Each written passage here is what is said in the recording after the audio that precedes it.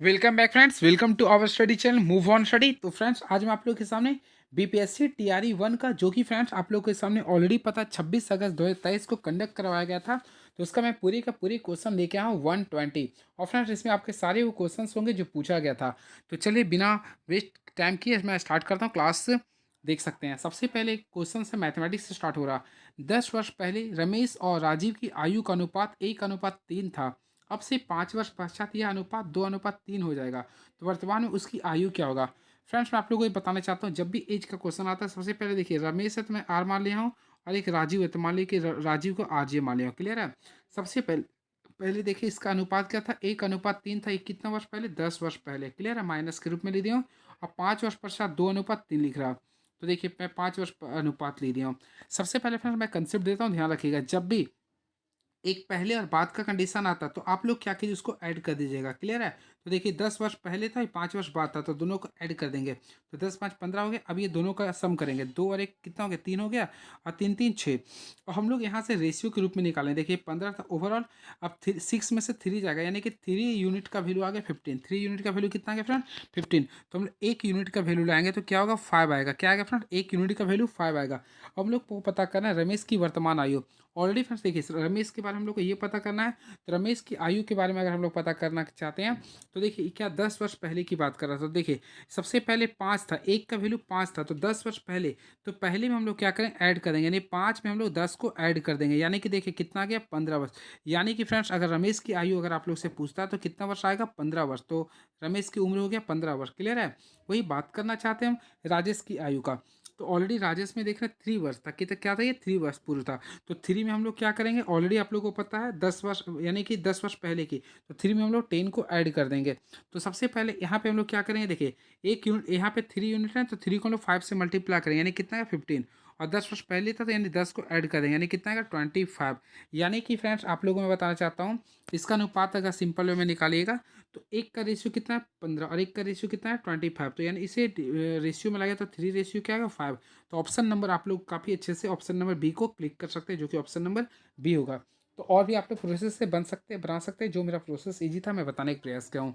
चलिए अब next question देखते हैं क्या लिखा है। ये काफ़ी इजी क्वेश्चन और हमेशा पूछा जाता है, इस बार भी पूछा जाएगा। देखिए यदि मैं अपने घर से 5 किलोमीटर प्रति घंटा की गति से स्टेशन में चलता हूँ, स्टेशन के लिए चलता हूँ, तो मेरी गाड़ी मेरे स्टेशन पहुँचने के 7 मिनट पहले छूट जाती है। फ्रेंड्स यहाँ पे फोकस करना, देखिए एक पहले छूट जाती है। क्लियर है।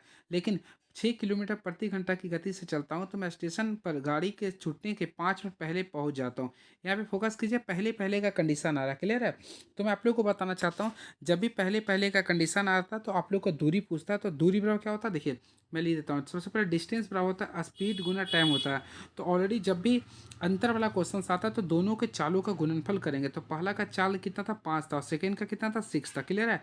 अब दोनों को क्या चालों का अंतर निकालेंगे नीचे। जब भी एक साइड डायरेक्शन रहेगा तो हम लोग क्या करें, देखिए दोनों में क्या था पहले पहले, तो हम लोग माइनस करेंगे। तो 6 में से 5 गया 1। अब देखिए टाइमिंग की बात करना चाहते हैं तो टाइमिंग को ऐड कर देंगे। तो टाइमिंग देखिए 7 मिनट पहले था, यहाँ पे क्या था 5, तो 7×5 कितना होता है 12। 12 कर दें, मिनट को घंटा में बदलने के लिए 60 से डिवाइड करेंगे। ऑलरेडी आप लोग इसे डिवाइड कीजिए तो देखिए 10 टाइम्स कट जाएगा, और ये 5 का टेबल है 2 टाइम्स का, 2 को 12 काटेगा तो 6, यानी कि इसका राइट आंसर आएगा 6 किलोमीटर। तो फ्रेंड इसका राइट आंसर क्या कर सकते हैं, ऑप्शन नंबर सी को काफ़ी अच्छे से क्लिक कर सकते हैं। तो ऑप्शन नंबर सी होगा। क्लियर है। फिर से मैं बताना चाहता हूँ, जब भी स्टेप्स का क्वेश्चन आएगा अगर पहले की बात करता है तो हम लोग समय का जो अंतराल उसे ऐड कर देते हैं। क्लियर है। यानी कि चालों का गुणनफल बटा चालों का अंतरफल गुना समय का अंतराल होता है। क्लियर है। चलिए नेक्स्ट क्वेश्चन। तो नेक्स्ट क्वेश्चन देखते हैं, काफ़ी इजी क्वेश्चन है। पी और क्यू की औसत मासिक आय 5050 है। क्यू और आर की औसत कीमत 6250 है। पी और आर की औसत आय 5200। तो पी की आयु क्या होगा। तो फ्रेंड्स काफ़ी इजी से बना सकते हैं। सबसे पहले देखिए आप लोग निकालना चाहते हैं पी और क्यू का। तो पी और क्यू का लिख रहा है 5050। तो यानी कि दोनों का अगर निकालिए तो टोटल आ जाएगा 10100 आ जाएगा। क्लियर है। अब हम लोग बात करना चाहते हैं क्यू प्लस आर का। तो ऑलरेडी अगर आप लोग क्यू प्लस आर का निकालिएगा तो दिख रहा है 1250, इसे 2 से मल्टीप्लाई करेंगे तो क्या आएगा 12500 आएगा। क्लियर है।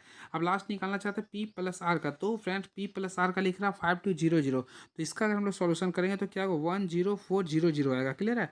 अब हम लोग क्या करेंगे, तीनों का निकालेंगे। तो देखिए यहाँ पे लिखेंगे p plus q plus r. Already आप लोग देख रहेंगे सारे में दो दो टाइम्स आ रहा है, तो हम लोग 2 टाइम्स कर देंगे और फिर इसको हम लोग ऐड करने का प्रयास करेंगे। तो ऑलरेडी अगर आप लोग इसे ऐड करते हैं तो फ्रेंड्स अगर आप लोग इसे ऐड कीजिएगा तो देखिए ऐड कीजिएगा तो आप लोग के सामने कितना आ जाए देखिए, यानी जीरो मैं लिखूंगा, फिर जीरो, 5 4 9 और 1 10 हो गया, फिर दो, दो और एक तीन आ गया, एक दो और एक तीन, यानी 3300 आ गया। अब फ्रेंड्स हम लोग सबसे पहले पी क्यू आर का वैल्यू निकालेंगे, यानी p plus q plus r. तो यहाँ पे पी प्लस क्यू आर को वैल्यू जब निकालेंगे तो आप लोगों के सामने ऐड किए थे 3300 आया था, ये आया था। आप लोग इससे 2 से डिवाइड कीजिएगा तो सिंपल में आप लोग को वैल्यू है 16500 आएगा। क्लियर, यानी ये रुपये आएगा। अब आप लोग क्वेश्चन में फोकस कीजिएगा। तो फ्रेंड्स आप लोग को बोला केवल पी की आयु ज्ञात करें। तो ऑलरेडी देखिए पी प्लस क्यू की आयु से हम लोग माइनस करेंगे। तो ऑलरेडी आप लोग को पता है देखिए 16500 आया, और क्यू प्लस आर आर का वैल्यू क्या था 12500 था। तो आप लोग इससे क्या कीजिए माइनस कीजिए, तो सिंपल में आप लोग का 4000 इसका राइट आंसर आएगा। तो इसका जो राइट आंसर आएगा ऑप्शन नंबर सी को काफ़ी अच्छे से क्लिक कर सकते हैं। चलिए अब नेक्स्ट क्वेश्चन, यदि पी का 30% और क्यू के 40% में जोड़ दिया जाए तो वह क्यू का 80% हो जाता है। तो क्यू का पी का प्रतिशत क्या होगा? सबसे पहले मैं क्वेश्चन के बताइए, अगर पी का 30% तो मैं पी का 30% निकाल दिया, ठीक है। पी का 30% क्यू के, तो फ्रेंड क्यू में देखिए क्यू के क्या 40% में जोड़ दें, तो यानी जोड़ के सिंबल दे दिए, तो वह क्यू का 80% होता है, यानी क्यू का 80% होता है। तो यहाँ पे 80% आप लोगों को सॉल्व करना है। अगर आप लोग इसे निकालेगा तो सबसे पहले याद रखिए पी या क्यू का जब रेशियो निकालेगा तो 4:3 आएगा। क्या आएगा? 4:3। और फ्रेंड इसका परसेंटेज पे बोला तो आप लोग को क्या करना पड़ेगा, 3/4 इंटू 100 कर दीजिएगा। तो सिंपल वे में 75% इसका राइट आंसर आएगा। तो इसका राइट आंसर क्या आएगा? 75%। चलिए अब नेक्स्ट क्वेश्चन देखिए, आप लोग के सामने लिख रहा है ए बी सी डी। तो friends A ratio B ratio C ratio D. तो ए बी सी डी का रेशियो क्या लिख रहा है? 5:2:4:3 के अनुपात में वितरण किया गया। सी को डी से 1000 अधिक मिलता है। तो फ्रेंड देखिए सी को डी से, यानी इसका डिफरेंस कितना है? एक का डिफरेंस बराबर 1000 दिया। क्लियर है? तो बी का हिस्सा क्या है? तो फ्रेंड हम लोग क्या करेंगे, दो को केवल दो, यानी ये दो को हम लोग 1000 से मल्टीप्लाई करेंगे। तो सिंपल में अगर मल्टीप्लाई कीजिए कितना है? 2000। तो राइट आंसर क्या होगा? 2000। चलिए अब क्वेश्चन नंबर 6 देखते हैं किस टाइप्स का क्वेश्चन पूछ रही है। तो ये देखिए काफ़ी अच्छा क्वेश्चन है ये। तो चलिए इसके बारे में बताना चाहता हूँ।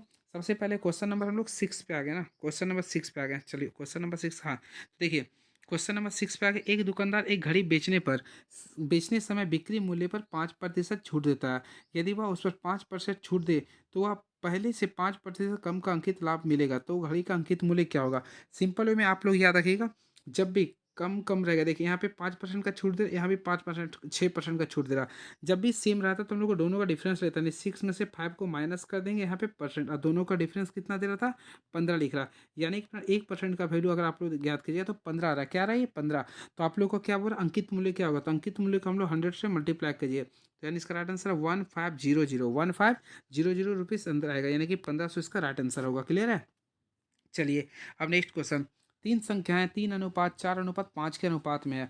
उसमें सबसे बड़ी और सबसे छोटी संख्याओं का योग दूसरी संख्या तथा 52 के योग के बराबर है। तो सबसे छोटी संख्या ज्ञात करना। फ्रेंड्स आप लोग को कुछ नहीं करना, देखिए पहला संख्या मान लेंगे, यहाँ सेकेंड संख्या ही आप लोग का, ये थर्ड संख्या। क्लियर है?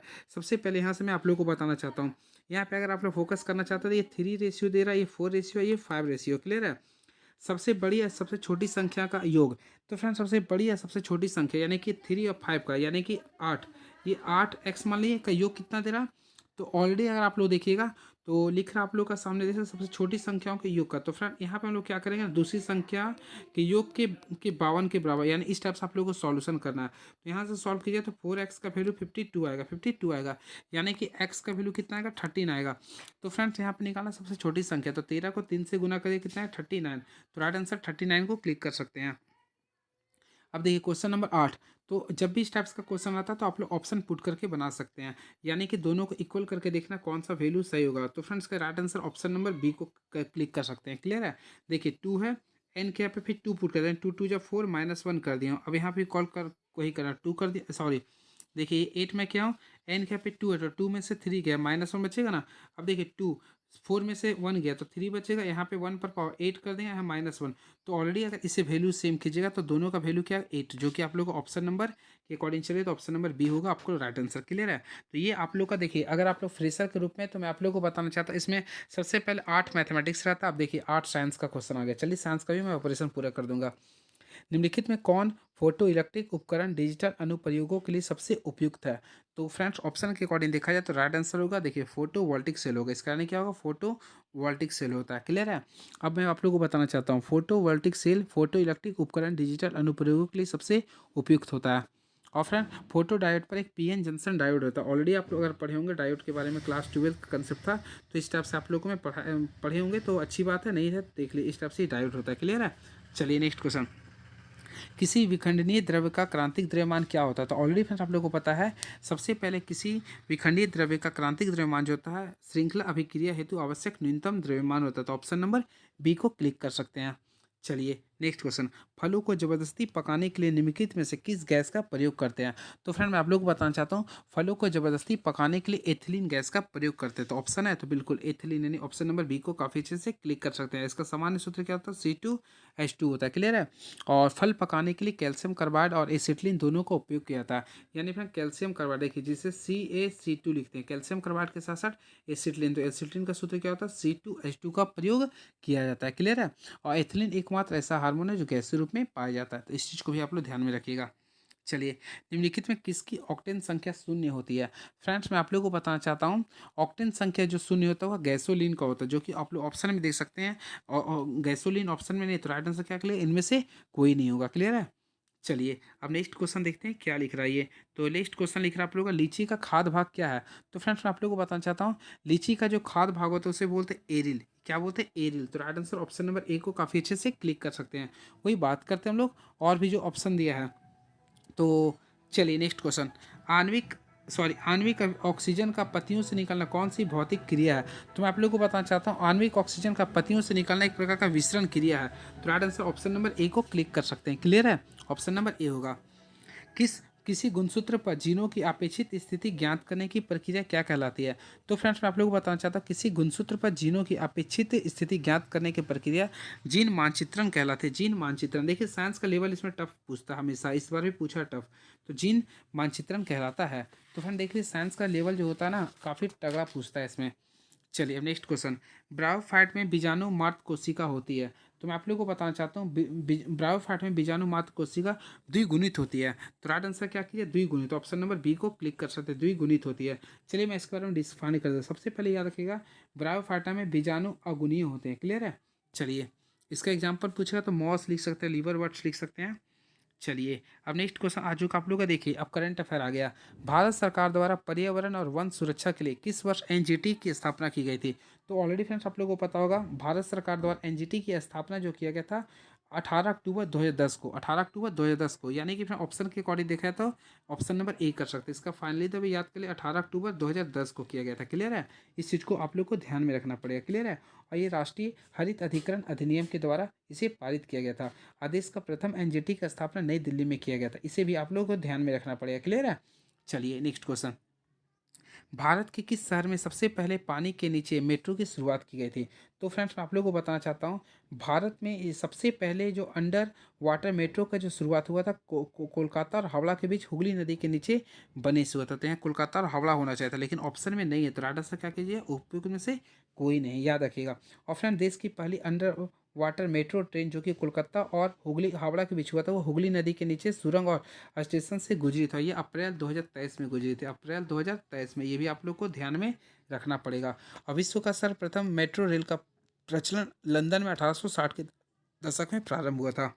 नेक्स्ट क्वेश्चन, भारत की G20 अध्यक्ष में पर्यटन कार्य समूह की बैठक कहाँ हुई थी? तो मैं आप लोग को बताना चाहता हूँ, काफ़ी फेमस क्वेश्चन है ये। तो भारत की G20 अध्यक्षता में पर्यटन कार्य समूह की बैठक श्रीनगर अर्थात जम्मू कश्मीर में हुई थी। तो right answer option number B को काफ़ी मोहब्बत से क्लिक कर सकते हैं। और चलिए इसके बारे में एक्स्ट्रा बता देता हूँ, मई 2023 में G20 पर्यटन कार्य समूह की बैठक श्रीनगर में हुई थी। ऑलरेडी फ्रेंड्स आप लोगों को पता होगा, G20 की स्थापना आर्थिक मंदी 1999 के में हुआ था। यानी कि इसका स्थापना जो हुआ था ना, आर्थिक मंदी 1999 में हुआ था। क्लियर है? और इसमें याद रखिएगा, सितंबर 2023 में भारत की अध्यक्षता में G20 की बैठक नई दिल्ली में आयोजित हुआ था। क्लियर है? और इसके साथ साथ G20 का नाम जो बदलकर G21 कर दिया गया। क्लियर है? इस चीज़ को भी आप लोगों को ध्यान में रखना पड़ेगा। किसने इनमें से किसने राष्ट्रीय अंडर 17 बालिका कुश्ती चैंपियनशिप में रजत पदक प्राप्त किया था? तो फ्रेंड्स मैं आप लोगों को बताना चाहता हूँ, निर्जला ने राष्ट्रीय अंडर 17 बालिका कुश्ती चैंपियनशिप में रजत पदक प्राप्त किया था। तो राइट आंसर अगर देखना चाहते हैं तो निर्जला लिखिएगा। ऑप्शन नंबर ए को काफ़ी मोहब्बत से क्लिक कर सकते हैं, निर्जला होगा। चलिए अब हम लोग क्वेश्चन नंबर देखना चाहते हैं, क्या लिख रही है? तो 21 उपन्यास टॉम ऑफ सैंड के लिए अंतर्राष्ट्रीय बुकर पुरस्कार 2022 किसने जीता था? तो मैं आप लोगों को बताना चाहता हूँ, उपन्यास टॉम ऑफ सैंड के लिए अंतर्राष्ट्रीय बुकर पुरस्कार 2023 जो गीतांजलि श्री और डेजी रॉकवेल ने जीता था। तो गीतांजलि श्री और डेजी रॉकवेल आप लोग क्लिक कर सकते हैं, ऑप्शन नंबर ए को क्लिक कर सकते हैं। और फ्रेंड्स मैं आप लोगों को बताना चाहता हूँ, गीतांजलि श्री अंतर्राष्ट्रीय बुकर पुरस्कार प्राप्त करने वाली भारत की पहली महिला, देखिए भारत की प्रथम महिला बनी है, ये भी आप लोग को ध्यान में रखना पड़ेगा। गीतांजलि श्री ना अंतर्राष्ट्रीय बुकर पुरस्कार करने वाली प्रथम भारतीय महिला बनी है। क्लियर है? चलिए और फ्रेंड्स आप लोग याद रखिएगा, देखिए भारत के 74वें गणतंत्र दिवस पर कौन मुख्य अतिथि थे? तो फ्रेंड्स मैं आप लोगों को बताना चाहता हूँ, भारत के 74वें गणतंत्र दिवस पर मुख्य अतिथि जो थे वह अब्दुल फतह अल सीसी जो कि मिस्र के राष्ट्रपति थे। तो अब्दुल फतह अल सीसी थे जो कि मिस्र के राष्ट्रपति थे। क्लियर है? तो यहाँ पे आप लोग काफ़ी अच्छे से यहाँ पे लिख सकते हैं कहाँ के राष्ट्रपति थे, मिस्र के राष्ट्रपति थे। और फ्रेंड इस बार यानी कि 2025 में जो गणतंत्र दिवस पे मुख्य अतिथि होंगे वह इंडोनेशिया के राष्ट्रपति आ रहे हैं, ये भी आप लोग को ध्यान में रखना पड़ेगा। क्लियर है? चलिए बिहार के किस जिले में प्रथम तैरता हुआ सोलर ऊर्जा संयंत्र बनाया गया? तो फ्रेंड्स मैं आप लोगों को बताना चाहता हूँ, बिहार के दरभंगा जिले में प्रथम तैरता हुआ सोलर ऊर्जा का नियंत्रण किया गया। क्लियर है? चलिए अब नेक्स्ट क्वेश्चन, बिहार के निम्नलिखित में से किसे जीआई टैग मिला है? तो फ्रेंड्स मैं आप लोगों को बताना चाहता हूँ, बिहार में सबसे पहले जो जीआई टैग मिला वो मगही पान को मिला, मगही पान को। तो ऑप्शन नंबर ए को क्लिक कर सकते हैं, मगही पान को मिला है। क्लियर है? और भारत में सर्वप्रथम दार्जिलिंग चाय को जीआई टैग दिया गया था। वैसे बिहार का जीआई टैग काफ़ी प्रभाव था, जैसे देखिए सिलाव के खाजा है, मधुबनी पेंटिंग है, मुजफ्फरपुर के शाही लीच है, कतरनी चावल है, भागलपुर के सिल्क है। तो ये सारी चीज़ों को वहाँ पर जीआई टैग मिला है। चलिए अब हम लोग क्वेश्चन नंबर 25 की ओर मूव ऑन करना चाहते हैं, देखते हैं क्या लिख रही है। सूची 1 को सूची 2 से सम्मिलित करना है, तो चलिए देखते हैं क्या लिख रही है। सबसे पहले देखिए 4, तो फ्रेंड सबसे पहले मैं बताना चाहता हूँ इसका राइट आंसर होगा ऑप्शन नंबर बी होगा। देखिए पहला का आंसर बी होगा, यानी कि मैं बताना चाहता देखिए 4 4 जो होता है इसका संबंध होता है डेल्टा से होता है। क्लियर है? कंकर कंकर जो होता है आप लोगों का बांगर में होता है। वही बात करते हैं कायर का, फायर का। तो फायर जो होता है तटीय मैदान में होता है, मांड जो होता है मैदान का, पंजाब का मैदान को बोलते हैं। निम्नलिखित में से कौन सी सहायक नदी ब्रह्मपुत्र से उत्तरी दिशा में नहीं मिलती है? तो फ्रेंड्स ऑप्शन के अकॉर्डिंग देखा जाए, तो ऑप्शन के अकॉर्डिंग देखा जाए तो इसमें से कोई नहीं होगा, क्योंकि देखिए ब्रह्मपुत्र के उत्तरी दिशा में जो नदी मिलती है उसमें होता है लोहित होता है, धनसिनी होता है, कोलिंग होता है, दीन होता है, जो कि ऑप्शन में नहीं दिया है। तो ऑप्शन के अकॉर्डिंग लिखना चाहिए तो इनमें से कोई नहीं क्लियर करिएगा। ठीक है? अब भारत से होकर बहने वाली सबसे लंबी नदी जो होता है वह ब्रह्मपुत्र नदी होती है। और फ्रेंड्स मैं आप लोगों को बताना चाहता हूँ, ब्रह्मपुत्र नदी की जो कुल लंबाई होता है 2900 यानी कि 2900 किलोमीटर होती है। क्लियर है? और ब्रह्मपुत्र नदी गुवाहाटी, डिब्रूगढ़, तेजपुर शहर में होती है। और ब्रह्मपुत्र नदी को अरुणाचल प्रदेश में दिहंग नाम से भी जाना जाता है। चलिए अब नेक्स्ट क्वेश्चन देखते हैं 27 क्या लिख रहा। लीवा पानी हिमनद भारत के निम्नलिखित में से किस राज्य में स्थित है? तो मैं आप लोगों को बताना चाहता हूँ फ्रेंड, लीखा पानी हिमनद अरुणाचल प्रदेश राज्य में स्थित है। तो ऑप्शन नंबर ए को काफ़ी अच्छे से क्लिक कर सकते हैं। तो लीखा पानी हिमनद भारत के अरुणाचल प्रदेश में स्थित है। क्लियर है? चलिए अब नेक्स्ट क्वेश्चन देखते हैं क्या लिख रहा। मगध एवं अंक का मैदान किसके हिस्से में आता है? ऑलरेडी फ्रेंड्स आप लोगों को पता होगा, पूरा महाजनपद के अंतर्गत मगध और अंक का मैदान जो आता है पूरे बिहार के मध्य, देखिए पूरे जो ये बिहार आप लोग ऑलरेडी बिहार का मैप बनाए होंगे, तो बीचों बीच गंगा नदी पार करती है। तो इससे बीच में यानी कि मगध और गंगा अंग का मैदान मध्य गंगा में आता है। तो राइट आंसर क्या लिखिए, मध्य गंगा के मैदान होता है, मध्य गंगा का मैदान आता है। क्लियर है? तो इस चीज़ को लिखिएगा। और गंगा के मैदान का निर्माण हिमालय से निकलने वाली गंगा और उसके सहायक नदी की बात करते हैं तो यमुना लिख सकते हैं, फिर गोमती लिख सकते हैं, फिर घाघरा लिख सकते हैं, गंडक लिख सकते हैं, कोसी के द्वारा हुआ है। क्लियर है?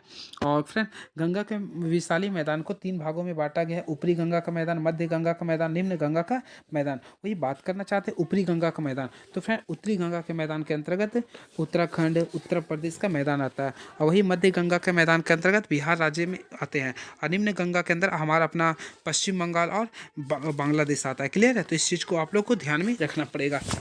चलिए अब नेक्स्ट क्वेश्चन देखते हैं क्या पूछ रही है। तो नेक्स्ट क्वेश्चन के अकॉर्डिंग हम आप लोगों को बताना चाहते हैं फ्रेंड्स, जो भी आप लोगों को क्वेश्चन पूछ रही है। तो चलिए देखते हैं क्वेश्चन क्या लिख रही है। तो क्वेश्चन नंबर देखते हैं क्या लिख रही है, हो चुका नहीं है? हाँ चल वेरी गुड। देखिए 29 हुआ नहीं। देखिए जलप्रपात और नदी के बारे में कौन सा सुमेलित नहीं है, तो सुमेलित नहीं है। तो फ्रेंड देखिए सबसे पहले जोग जोग जो होता है वह सरस्वती यानी सही है। कपिल धारा हमेशा कावेरी होता है। धुआंधार तो ऑलरेडी फ्रेंड आप लोगों को पता है धुआंधार भी क्या है, गोदावरी नहीं के बारे में बोल रहा। तो फ्रेंड इसमें देखा तो एक से देख, क्योंकि कपिल धारा जो होता है ना, देखिए कपिल धारा नर्मदा में होती है, गलत दिख रहा है ये देखिए। कपिल धारा जो होता है ना ये नर्मदा के लिए होता है। क्या होता है ये कपिल धारा जलप्रपात नर्मदा नदी पे स्थित है। उसी प्रकार देखा धुआंधार भी नर्मदा नदी पर स्थित होती है। तो ऑप्शन के अकॉर्डिंग एक से अधिक कीजिएगा, ऑप्शन के अकॉर्डिंग एक से अधिक कीजिएगा। चलिए अब क्वेश्चन नंबर 30 की ओर मूव ऑन करना चाहते हैं। भारत के निम्नलिखित बंदरगाहों को उत्तर से दक्षिण में व्यवस्थित करें। ऑलरेडी फ्रेंड्स आप लोग पढ़ेंगे भारत के बंदरगाह को उत्तर से दक्षिण के रूप में बांटा जा सकता है। तो देखिए सबसे पहले इसमें ऑप्शन जो होगा ऑप्शन नंबर बी होगा। सबसे पहले देखिए उत्तर से दक्षिण में करना, उत्तर से दक्षिण करना है ना। तो चलिए मैं आप लोगों को बताना चाहता हूँ क्वेश्चन कॉम्प्लिकेटेड होगा। सबसे पहले याद रखिएगा इसका जो right answer option number B होगा। याद रखिए 4123 4123 4123 ये होगा। यानी सबसे ऊपर होता है विशाखापट्टनम जो कि आंध्र प्रदेश में आता है। क्लियर है। फिर उसके बाद काकीनाडा, फिर होगा आप लोग का मछलीपट्टनम और नागपट्टिनम। तो काफ़ी इंटरनली क्वेश्चन पूछा था ये। चलिए 1954 में किन दो देशों के बीच कोसी सिंचाई एवं जल विद्युत परियोजना समझौता हस्ताक्षरित हुआ था। तो फ्रेंड मैं आप लोगों को बताना चाहता हूँ 1954 में भारतवर्ष और नेपाल देशों के बीच कोसी सिंचाई एवं जल विद्युत परियोजना समझौता हुआ था। तो राइट आंसर लिख सकते हैं भारतवर्ष और नेपाल के बीच में। Right answer option number C को काफ़ी अच्छे से क्लिक कर सकते हैं। RL सिंह के वर्गीकरण स्कीम के अनुसार बिहार किस प्रकार के जलवायु प्रदेश में आता है। तो मैं आप लोगों को बताना चाहता हूँ इसका जो राइट आंसर होगा उपाद्र संक्रमण कालीन। ऑप्शन नंबर बी को काफ़ी अच्छे से क्लिक कर सकते हैं, उपाद्र संक्रमण कालीन होगा। क्लियर है। चलिए अब हम लोग क्वेश्चन नंबर 13 देखते हैं क्या लिख रहा। भारतीय राष्ट्रीय कांग्रेस के किस अधिवेशन में पूर्ण स्वराज का सिद्धांत गृहीत किया गया था। काफ़ी पॉपुलर क्वेश्चन है, काफ़ी इजी भी क्वेश्चन है ये। देखिए लाहौर अधिवेशन 1929 में। तो भारतीय राष्ट्रीय कांग्रेस के लाहौर अधिवेशन 1929 में पूर्ण स्वराज का सिद्धांत गृहीत हुआ था। और फ्रेंड्स मैं आप लोगों को बताना चाहता हूँ लाहौर अधिवेशन 1929 में पंडित जवाहरलाल नेहरू की अध्यक्षता में आयोजित हुआ था। इस अधिवेशन में कांग्रेस ने पूर्ण स्वराज की मांग की रखा था। याद रखिएगा पूर्ण स्वराज की मांग को रखा था और प्रस्तावित भी किया था। क्लियर है। और एक मिनट 1929 का कांग्रेस अधिवेशन एक ऐतिहासिक अधिवेशन था जिसमें कांग्रेस ने अपना लक्ष्य स्वतंत्रता घोषित किया था। इस लाहौर अधिवेशन में यह भी प्रस्ताव पारित किया गया था कि 26 जनवरी को प्रत्येक वर्ष स्वाधीनता दिवस मनाएंगे। यानी कि इसी समय यह पारित किया गया था कि 26 जनवरी को प्रत्येक वर्ष हम लोग क्या मनाएंगे, स्वाधीनता दिवस मनाया जाएगा। क्लियर है। इस चीज़ को भी आप लोग को ध्यान में रखना पड़ेगा। क्लियर है। चलिए बात करते हैं फ्रेंड्स कानपुर अधिवेशन। तो कानपुर अधिवेशन 1925 में जो हुआ था इसकी अध्यक्षता सरोजिनी नायडू ने किया था। और कराची अधिवेशन 1931 में इसकी अध्यक्षता जो किया था ये सरदार वल्लभ भाई पटेल ने किया था। तो इस टाइप से भी आप लोग काफ़ी अच्छे से याद कर सकते हैं। क्लियर है। चलिए अब नेक्स्ट क्वेश्चन देखते हैं क्या लिख रहा है ये। तो फ्रेंड्स नेक्स्ट क्वेश्चन लिख रहा है पंजाब में कूका आंदोलन का प्रारंभिक उद्देश्य क्या था। तो मैं आप लोग को बताना चाहता हूँ पंजाब का कूका आंदोलन का प्रारंभिक उद्देश्य था सिख धर्म को परिष्कृत करना। तो फ्रेंड्स का राइट आंसर होगा सिख धर्म को परिष्कृत करना। ऑप्शन नंबर ए को क्लिक कर सकते हैं। कूका आंदोलन पंजाब में एक धार्मिक राजनीतिक आंदोलन था। क्लियर है। चलिए अब कूका विद्रोह कब हुआ था फ्रेंड, तो आप लोग बताना चाहते हैं 1872 में हुआ था। ये कब हुआ था, 1872 में हुआ था। इस चीज़ को भी आप लोग ध्यान में रखिएगा। 1857 के विद्रोह को किसके द्वारा प्रथम भारतीय स्वतंत्रता संग्राम के रूप में वर्णित किया गया था। काफ़ी फेमस क्वेश्चन है ये। तो इसका राइट आंसर आप लोग करेक्ट भी कर दें, BD सावरकर के द्वारा। देखिए तो मैं आप लोगों को बताना चाहता हूँ, देखिए सुनिएगा 1857 के विद्रोह को BD सावरकर द्वारा प्रथम भारतीय स्वतंत्रता संग्राम के रूप में वर्णित किया गया था। क्लियर है। और फ्रेंड्स देखिए सबसे पहले याद रखिएगा 1857 का विद्रोह का जो स्टार्टेड हुआ था 10 मई से हुआ था। 10 मई 1857 को हुआ था। क्लियर है। और ये कहाँ हुआ था, मेरठ से स्टार्ट हुआ था। चलिए भारतीय किसानों के इतिहास में संगठित असहयोग का प्रथम उदाहरण कहाँ घटित हुआ था। तो इसका जो राइट आंसर होगा ऑप्शन नंबर ए होगा, बिहार और बंगाल में हुआ था। यानी ऑप्शन नंबर ए को काफ़ी अच्छे से क्लिक कर सकते हैं। तो भारतीय किसानों के इतिहास में संगठित असहयोग का प्रथम उदाहरण बिहार और बंगाल में घटित हुआ था। चलिए नेक्स्ट क्वेश्चन तो 37 क्वेश्चन देखते हैं क्या लिख रहा है। वर्ष 1946 में बनी अंतिम सरकार में डॉक्टर राजेंद्र प्रसाद के पास कौन सा विभाग था। तो ऑलरेडी फ्रेंड्स आप लोगों को पता होगा वर्ष 1947 में बनी अंतिम सरकार में डॉक्टर राजेंद्र प्रसाद के पास खाद्य एवं कृषि मंत्री थे। तो ऑप्शन नंबर सी को क्लिक कर सकते हैं, खाद्य एवं कृषि मंत्री थे। ठीक है। और रक्षा मंत्री जगजीवन राम पास था। और गृह मंत्री आप लोग कमेंट बॉक्स में लिखिए किसके पास था। क्लियर है। चलिए गांधी जी को विशेष रूप से चंपारण आने और वहां के कृषकों को दयनीय स्थिति को देखने हेतु किसने अनुग्रह किया था। तो फ्रेंड्स एक क्लास 10 तो 12th का सिलेबस में पढ़ेंगे आप लोग राजकुमार शुक्ला इंडिगो चैप्टर में आप लोग पढ़े होंगे। तो आप लोग को बताना चाहता हूँ, देखिए गांधी जी को विशेष रूप से चंपारण आने और वहाँ के कृषकों की दयनीय स्थिति को देखने हेतु राजकुमार शुक्ला ने अनुग्रह किया था। राजकुमार शुक्ला चंपारण के किसान नेता थे। क्लियर है, इस चीज़ को याद रखिएगा।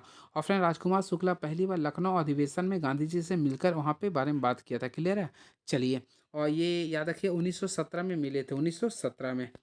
चलिए, मुस्लिम लीग द्वारा किस तिथि को मुक्ति दिवस मनाया गया? काफ़ी फेमस क्वेश्चन ये। तो ऑलरेडी फिर आप लोगों को पता होगा 22 दिसंबर 1939 को मुस्लिम लीग के द्वारा मुक्ति दिवस मनाया गया था। मुक्ति दिवस, क्लियर है, इस चीज़ को आप लोग को ध्यान में रखना पड़ेगा। क्लियर है, चलिए।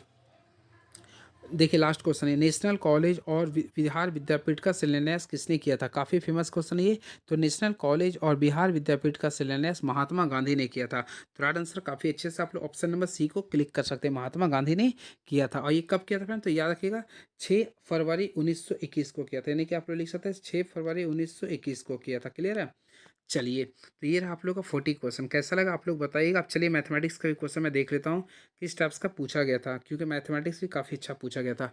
तो चलिए मैथ्स का क्वेश्चन देखते हैं किस टाइप से पूछा गया था।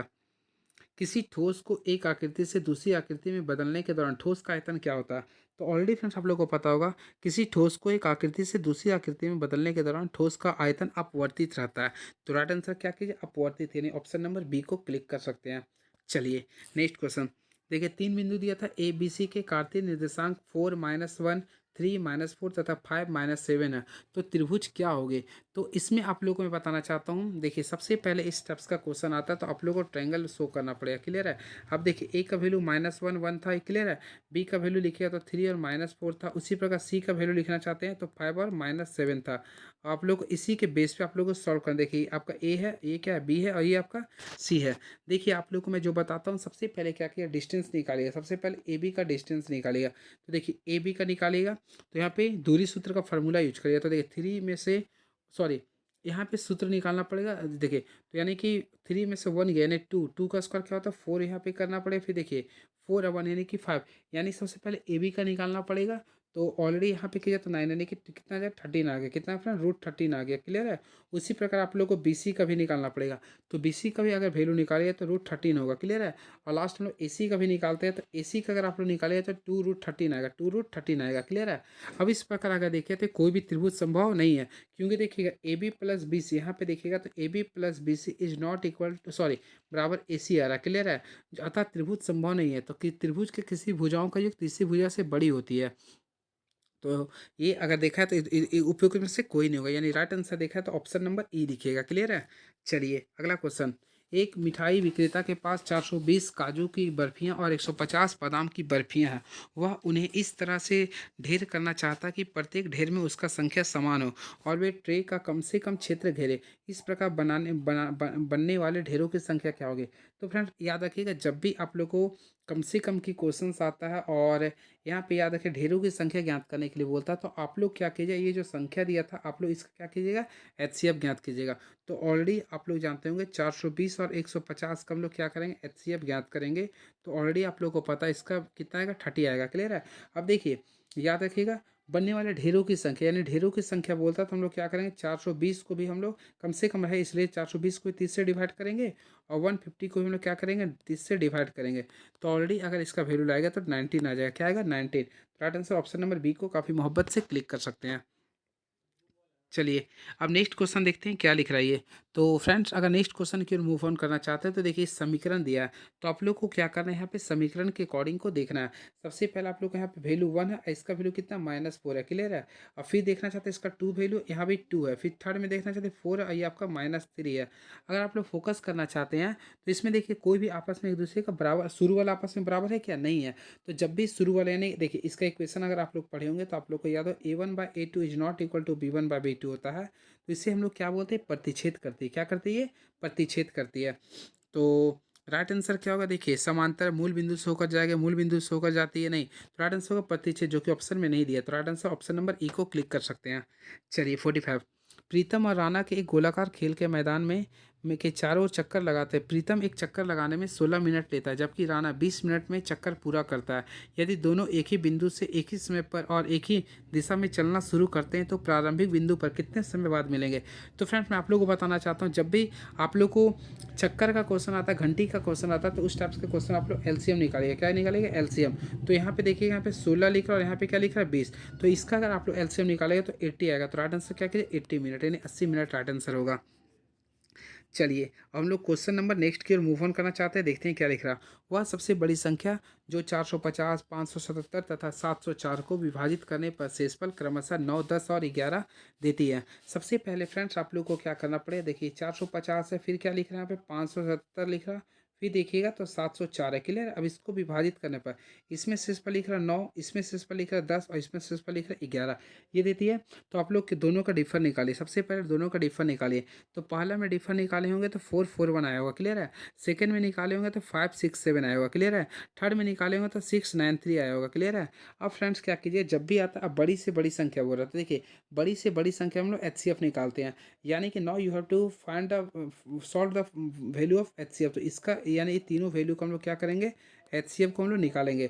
तो इसका अगर हम लोग देखिए एचसीएफ निकाल रहे हैं, तो फ्रेंड इसका अगर एचसीएफ हम लोग निकालते हैं तो इसका जो आंसर आएगा 63। तो इसका जो राइट आंसर आएगा option number A, 63 is the right answer. चलिए अब नेक्स्ट क्वेश्चन। यदि अल्फा बीटा गामा बहुपद x पर power 3 minus 6x² minus x plus 30 के शून्य है तो अल्फा बीटा गामा, देखिए ये आप लोग को निकालना है। सबसे पहले फ्रेंड ये आप लोग का क्यूबिक रूट है। देखिए आप लोग को मैं बताना चाहता हूँ, देखिए इसमें आप लोग को तीन चीज़ मैं सिखा दूँ। देखिए सबसे पहले याद रखिए अल्फा बीटा प्लस गामा। तो अल्फा बीटा प्लस गामा निकालने का प्रयास कीजिएगा। तो देखिए इसमें सेकेंड वाला को देखिए सबसे पहले प्लस होता है, फिर माइनस प्लस माइनस होता है। क्लियर है? तो देखिए हम लोग इसके लिए क्या करेंगे? देखिए माइनस बी होता है, यानी कि माइनस बी बाय ए कीजिएगा, माइनस बी बाय ए कीजिएगा। उसी पर यानी देखिए निकालते हैं अल्फा बीटा, फिर देखिए बीटा गामा, फिर गामा अल्फा। ये अगर निकालते हैं तो देखिए ए था, ये बी था, सी में जाएंगे तो सी को भी हम लोग ए से डिवाइड करेंगे। और सिम्बॉल क्या होता है? अल्टरनेट चलता है। शुरू में प्लस था, माइनस भी प्लस में रहेगा। क्लियर है? अब अगर तीनों में मल्टीप्लाई निकालते हैं, यानी कि देखिए अगर बोलते हैं अल्फा बीटा गामा, तीनों को मल्टीप्लाई निकालते हैं तो देखिए ए बी सी और डी में जाए तो यानी डी बाय ए करते हैं। लेकिन यहाँ पे सिम्बॉल क्या लिखता है? देखिए सिम्बॉल शुरू में प्लस माइनस तो यहाँ पे माइनस, ये फार्मूला लिखते हैं। तो ऑलरेडी आप लोग देखिएगा तो आप लोग को ऑप्शन नंबर बी वाला निकालना है, यानी सी बाय ए के अकॉर्डिंग निकालना है। तो देखिए मैं लिख देता हूँ। सबसे पहले alpha beta plus beta alpha plus sorry alpha beta plus beta gamma plus gamma alpha निकालना। तो इसका फार्मूला क्या मैं बताया? सी बाय ए निकाला, सी बाय ए। तो ऑलरेडी फ्रेंड देखिए सबसे पहले सी का वैल्यू, तो देखिए सी का वैल्यू -1 है और ए का वैल्यू भी कितना 1 है। तो ऑलरेडी अगर वैल्यू निकालना चाहते हैं तो इसका वैल्यू क्या आएगा? -1। तो 47 का जो राइट आंसर आएगा 47 का जो राइट आंसर है -1, जो कि ऑप्शन नंबर बी में काफ़ी अच्छे से इसको क्लिक कर सकते हैं। क्लियर है? चलिए अब क्वेश्चन नंबर 48 में जाते हैं। तो देखिए आप लोग को इस क्वेश्चन को सॉल्व करना है। तो देखिए आप लोग को सिंपल वे में आप लोग को सॉल्व में बताना चाहता हूँ। देखिए साइन थीटा का वैल्यू m/n दिया। क्लियर है? तो फ्रेंड्स आप लोग क्या कीजिए, देखिए कोई ट्रिक से ही बना सकते हैं, नहीं तो एक काम कीजिए आप लोग सिंपल में। देखिए आप लोग को क्या करना पड़ेगा? देखिए साइन थीटा है ना, तो देखिए आप लोग साइन थीटा का वैल्यू आप लोग को ऑलरेडी पता। देखिए साइन है, ये m/n ले लिया। क्लियर है? तो ऑलरेडी इसका जो बेस निकालेगा क्या कीजिए? हाइपोटेनस माइनस परपेंडिकुलर का स्क्वायर कीजिए। मान लीजिए ए आपका ए है और ये बी है और ये आप लोग का सी है, थीटा यहाँ पर है। तो इसके अकॉर्डिंग अब tan थीटा निकालना है। तो फ्रेंड tan थीटा का फॉर्मूला क्या होता है? देखिए बी बाय, देखिए यहाँ से आप लोग सॉल्व कीजिएगा ना तो इसका राइट आंसर इनमें से कोई नहीं आ जाएगा। क्या आएगा फ्रेंड? इनमें से कोई नहीं है, क्योंकि इसका जब सॉल्यूशन कीजिएगा तो इसका जो वैल्यू आएगा, देखिए मैं लिख देता हूँ m/√n² माइनस m² आएगा। क्लियर है? जो कि ऑप्शन में नहीं दिया हुआ है। चलिए अब नेक्स्ट क्वेश्चन देखते हैं क्या लिख रहा है। ये काफ़ी तगड़ा क्वेश्चन है ये, तो चलिए देखते हैं 49 क्वेश्चन कैसे सॉल्व होगा। देखिए एक समांतर श्रेणी का nवां पद 2n+1 है तो इसके पहले तीन पदों का योग क्या होगा। सबसे पहले फ्रेंड इसमें हम लोग ए और डी निकालने का प्रयास करेंगे। देखिए जब भी ऐसा क्वेश्चन था ए, तो ए के लिए क्या कीजिए, जहाँ पे एन वहाँ पे वैल्यू 1 पुट कर दिएगा। ठीक है? तो देखिए टू का एन के पे 1 पुट कर दिए +1 सॉल्व किए, क्या नहीं ए का वैल्यू आपका 3 आ गया। डी निकालने के लिए क्या कीजिए, देखिए जो एन है उसका हम लोग ना कोएफिशिएंट निकालते हैं, उसके पावर से गुना करते हैं, यानी 2 को हम लोग 1 से मल्टीप्लाई करेंगे, यानी कितना आएगा 2। तो ए का वैल्यू 3 आएगा, डी का वैल्यू 2। आप लोगों को पहले तीन पदों का योग ज्ञात करना है। तो ऑलरेडी फ्रेंड्स देखिए आप लोग को यहाँ मैं बता दिया। देखिए ए का वैल्यू आप कितना लाए थे? 3 लाए थे। क्लियर है? और डी का वैल्यू क्या लाए थे? 2। आप लोग को तीन पदों का योग ज्ञात करने S3 का, तो n/2, तो यानी n का वैल्यू 3 n/2 कर दिया। क्लियर है? अब बोला 2 है, तो 2 यानी कि 3 2 जा 6 प्लस n माइनस वन, यानी 3 में से 1 गया, यानी 2 हो गया। और डी का वैल्यू ऑलरेडी 2 था। अब आप लोग इसे सॉल्व कीजिए, तो सिंपल में 3/2 कीजिए। अब देखिए 6 है, 2 2 जा 4, 6 4 10, 10 को 3 से 30, 30 को 2 से डिवाइड कीजिए, कितना है 15। तो काफ़ी अच्छे से सॉल्व कर सकते हैं। इसका राइट आंसर क्या आएगा 15। तो ऑप्शन नंबर बी को क्लिक कर सकते हैं। चलिए अब देखिए क्वेश्चन आ चुका क्वेश्चन नंबर 50। तो क्वेश्चन नंबर 50 को भी सॉल्व करते हैं, देखते हैं क्या लिख रहा है ये। तो फ्रेंड्स क्वेश्चन नंबर 50 लिखा, त्रिभुज एबीसी तथा त्रिभुज बीडीसी का आधार बीसी है तथा बीसी का विपरीत दिशाओं में दोनों त्रिभुज है। यदि ओ विकर्ण एडी तथा बीसी का प्रतिच्छेद बिंदु है तो त्रिभुज एबीसी और डीबीसी का क्षेत्रफल क्या होगा। तो फ्रेंड्स इसे अगर आप लोग बनाइएगा, देखिए मैं आप लोग बता देना। सबसे पहले देखिए दो त्रिभुज, देखिए मैं त्रिभुज खींच देता हूँ ताकि आप लोग को भी पूरे के पूरे समझ में। देखिए ये त्रिभुज मैं लिया हूँ, सबसे पहले नाम लिखता हूँ। देखिए ए लिख देंगे, यहाँ पे क्या लिखेंगे बी। उसी प्रकार सॉरी यहाँ पे ए बी सी नहीं खींचना, देखिए ए लिखिए, यहाँ पे बी, ये सी लिखना पड़ेगा, ये आपको डी करना पड़ेगा। अब उसी प्रकार देखिए इस टाइप से आपको ड्रॉ करना पड़ेगा, ये आप लोग को ही परपेंडिकुलर खींचना पड़ेगा, यानी ये आपका एम हो गया। और उसके ये परपेंडिकुलर इसको खींचना पड़ेगा, यानी ये आपका एन होगा। क्लियर है। अब देखिए इससे मैच कर दीजिएगा। तो फ्रेंड इसका अगर सॉल्व कीजिएगा तो इसका राइट आंसर जो आएगा, देखिए मैं लिख देता हूँ, ऑप्शन नंबर बी आएगा, ए ओ बाय डी ओ आएगा। क्लियर है। चलिए अब क्वेश्चन नंबर नेक्स्ट देखते हैं क्या लिख रही है। चलिए नेक्स्ट क्वेश्चन क्यों, देखिए स्थान ए, देखिए क्वेश्चन नंबर 51। तो फ्रेंड जब भी इस टाइप का क्वेश्चन आता है ना, आप लोग ऑप्शन का यूज किए। देखिए स्थान ए तथा बी ए पर एक राजमार्ग पर 100 किलोमीटर की दूरी पर स्थित है। एक ही समय में एक कार ए से और दूसरी बी से चलना शुरू करती है। यदि कार एक ही दिशा में अलग अलग गति में चलती है तो 5 घंटे में मिलती है। तो यदि वे एक दूसरे की ओर चलती है तो 1 घंटा में मिलती है। तो दोनों कार की गतियाँ ज्ञात करें।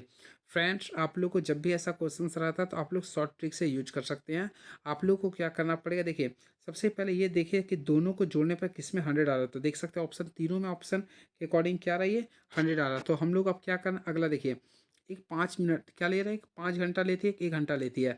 तो आप लोग को क्या करना पड़ेगा, देखिए ऑप्शन के अकॉर्डिंग यूज करना पड़ेगा। तो देखिए 5 घंटे और 1 घंटे का अंतर लेना। सबसे पहले क्या कीजिएगा, देखिए इसका राइट आंसर किया तो ऑप्शन नंबर ये आ जाएगा। यानी कि देखिए सबसे पहले देखिए ए प्लस बी टोटल दूरी कितना था 100 था, 100 को 5 से डिवाइड करेंगे क्या आ जाएगा 20 आ जाएगा। फिर देखिए दोनों का डिफरेंस ए माने टोटल दूरी कितना था 100 था, और यहाँ टाइम कितना ले रहा था 1 ले रहा था। आप लोग इसे सॉल्व कीजिए तो आप लोग का right answer option number A आ जाएगा। चलिए अब देखिए क्वेश्चन नंबर क्या लिख रहा है ये। तो लिखा दो धनात्मक पूर्णांकों के वर्गों का योग 306 है। यदि बड़ी संख्या का वर्ग छोटी पूर्णांक संख्या का 25 गुना है तो उसका अंतर क्या होगा। काफ़ी इजी से सॉल्व कर सकते हैं फ्रेंड। तो देखिए सबसे पहले बड़ी संख्या मान लीजिए, देखिए बड़ी संख्या x मान लीजिए और छोटी संख्या y। अब दोनों के वर्ग यानी एक्स स्क्वायर प्लस वाई इसका, तो दोनों के वर्गों का योग कितना लिख रहा है ये 306 लिख रहा है। क्लियर है। अब फ्रेंड लिख रहा है आप लोग के सामने, देखिए यहाँ पे लिख रहा है ना बड़ी संख्या का वर्ग छोटी संख्या के 25 गुना था, यानी 25 अब क्या करें एक्स स्क्वायर के अपन लोग 25y ले देंगे, 25y कर देंगे प्लस वाई स्क्वायर बराबर 306। अब आप लोग को क्या करना है, यहाँ से y का वैल्यू ज्ञात करिएगा। तो ऑलरेडी अगर y का वैल्यू निकालेगा तो 9 आ जाएगा। क्या आएगा 9 आएगा। अब क्या करेंगे, ये वैल्यू हम लोग पुट कर देंगे, यानी कि एक्स स्क्वायर के यहाँ पे देखिए इसमें हम लोग वैल्यू पुट करेंगे। तो ऑलरेडी अगर एक्स का वैल्यू निकालेगा तो 15 आ जाएगा। क्या आएगा फिर 15। तो एक्स अब देखिए दोनों का डिफरेंस निकालना था, तो 15 में से हम लोग क्या करेंगे 9 को माइनस करेंगे, क्या आएगा 6। तो ऑप्शन नंबर ए को काफ़ी अच्छे से क्लिक कर सकते हैं। चलिए काफ़ी इजी क्वेश्चन मैं बोलूँगा इस टाइप के। निम्नलिखित आवृत्ति बंटन पर विचार करना है। फ्रेंड्स आप लोग को विचार करना है, क्या दिया ये तो मॉडल क्लास की ज्ञात करना है। तो सबसे देखिए मॉडल क्लास जब भी बोलता है बहुलक निकालने के लिए अधिकतम बारंबारता वाला आवृत्ति को लेते हैं। तो ऑलरेडी अगर आप लोग अधिकतम बारंबारता वाला को लेना चाहते हो, देखिए सबसे अधिक संख्या किस में 30 में, तो इसका क्या होगा रेशियो 30/40। तो इसका जो मॉडल क्लास होगा 30/40 होगा। तो 30/40 तो ऑप्शन नंबर है 30/40। तो ऑप्शन नंबर बी को काफ़ी अच्छे से क्लिक कर सकते हैं। चलिए नेक्स्ट क्वेश्चन। तो क्वेश्चन नंबर हम लोग 54 देखते हैं। तो 54 देख रहे हैं, यदि चतुर्भुज ए बी सी डी के विकर्ण ए सी तथा डी बी बिंदु ई पर इस प्रकार प्रतिच्छेद करते हैं कि ए ई पैरेलल ए ई रेशियो ई सी बराबर 1:2 है तथा B E equal to A D equal to 3:6 है, तो ए बी सी डी का मान क्या होगा। फ्रेंड्स अगर आप लोग बनाइएगा तो एक प्रकार के समचतुर्भुज के रूप में लेगा, जो कि ऑप्शन नंबर नहीं, इसका अनुपात जब निकालेगा। ठीक है। तो राइट आंसर इनमें से कोई नहीं होगा। अब अगला क्वेश्चन देखते हैं क्या लिख रहा है ये। दो संख्याएं, फ्रेंड्स लिख रहा दो संख्याएं इस प्रकार ज्ञात करें कि पहली का 3 गुना दूसरी संख्या का योग और दूसरी का योग 142 है। पहली का 4 गुना दूसरी से 138 अधिक है। तो काफ़ी इजी क्वेश्चन है। देखिए पहली का 3 गुना मान ली पहली संख्या एक्स था, पहली का ठीक है, और दूसरी क्या बोल रहा है दूसरी का यानी वाई मान लेता है, दूसरी का योग क्या 142 है। क्लियर। इसको इक्वेशन 1 मान लीजिएगा। फिर बोल रहा पहली का 4 गुना, पहली का 4 गुना। क्लियर है। दूसरी से यानी अधिक है, तो अधिक में माइनस कर दें, कितना अधिक है, 138 अधिक है। अगर आप लोग इसे सॉल्व करते हैं तो आप लोग का फ्रेंड्स मैं आप लोग को बताना चाहता हूँ, एक्स का वैल्यू आ जाएगा 40 आ जाएगा और वाई का वैल्यू आ जाएगा 22। आप लोग सॉल्व कर सकते हैं, क्लियर है। तो 40 और 22 जो कि ऑप्शन नंबर सी को क्लिक कर सकते हैं। नेक्स्ट क्वेश्चन, ये क्वेश्चन काफ़ी तगड़ा है, आप लोग का स्लोप का आंसर आ गया। तो ये फ्रेंड्स ऑलरेडी आप लोग को पता है स्लोप का फार्मूला क्या होता है। देखिए स्लोप को एम से डिनोटेट करते हैं, ये फार्मूला होता है देखिए y2 minus y1 bye x2 minus x1, ये फार्मूला होता है, क्लियर है। तो देखिए सबसे पहले स्लोप का वैल्यू 1/2 दिया, वाई 1/2 ली दें, y2 तो y2 का वैल्यू -2 है, माइनस y2 माइनस y1 तो y1 का वैल्यू 4 है। उसी पर देखिए x2 -3 है माइनस x1 यानी कि आप लोग को यहाँ से सॉल्व करना, 1/2 कर दिया, यहाँ पे -6 है, यहाँ पे क्या लिखे -3 माइनस के। अगर आप लोग इसे सॉल्व करते हैं तो सिंपल वे फ्रेंड्स के का जो वैल्यू आएगा आप लोग के बीच में 9 आएगा। क्या आएगा ये 9, तो राइट आंसर 9 को क्लिक कर सकते हैं, जो कि ऑप्शन नंबर सी को काफ़ी अच्छे से क्लिक कर सकते हैं। चलिए अब हम लोग क्वेश्चन नंबर 57 की ओर देखना चाहते हैं, क्या लिख रहा है देखिए क्वेश्चन, हाँ क्या लिख रहे हैं यहाँ। तो फ्रेंड्स क्वेश्चन नंबर ये 57 अगर आप लोग फोकस करना चाहते हैं, देखिए क्या लिख रहा है ये। दौरे पर एक व्यक्ति के पास अपने खर्चे के लिए 4200 रुपये है। यदि वो अपने दौरे को 3 दिनों के लिए बढ़ा देता है तो उसे अपने दैनिक खर्चों में से 70 रुपये की कटौती करनी होगी। तो दौरे की मूल अवधि क्या है। फ्रेंड्स जब भी शायद क्वेश्चन आता है तो सबसे पहले देखिए टोटल चार्ज कितना है 42 है, क्लियर है। चार्ज को ऊपर ले दीजिएगा बाय शुरू का आप लोग को खर्च नहीं पता तो हम लोग क्या करें एक्स मान लेंगे, क्लियर है। अब क्या बोल रहे थे 3 दिन के लिए बढ़ा देता है, तो यहाँ पे देखिए कटौती करना पड़ता है, तो यहाँ पे ये 4400 कर देंगे, 3 दिन आपको बढ़ाना है यानी x+3 कीजिएगा और टोटल क्या लिखा 70। अब आप लोग इसे सॉल्व कीजिएगा, तो सिंपल वे में अगर सॉल्व कीजिएगा तो फ्रेंड एक्स का वैल्यू आप लोग का 12 दिन आ जाएगा, कितना आएगा 12। ऑप्शन नंबर बी को क्लिक कर सकते हैं। देखिए ये क्वेश्चन काफ़ी तगड़ा है। देखिए क्या लिख रहा है, एक मोटर बोट जिसकी स्थिर जल में गति 18 किलोमीटर प्रति घंटा है, धारा के विपरीत दिशा में 24 किलोमीटर की दूरी तय करने में धारा की दिशा में उसी स्थान पर लौटने की तुलना में 1 घंटा अधिक समय लेता है। तो धारा की गति क्या होगी।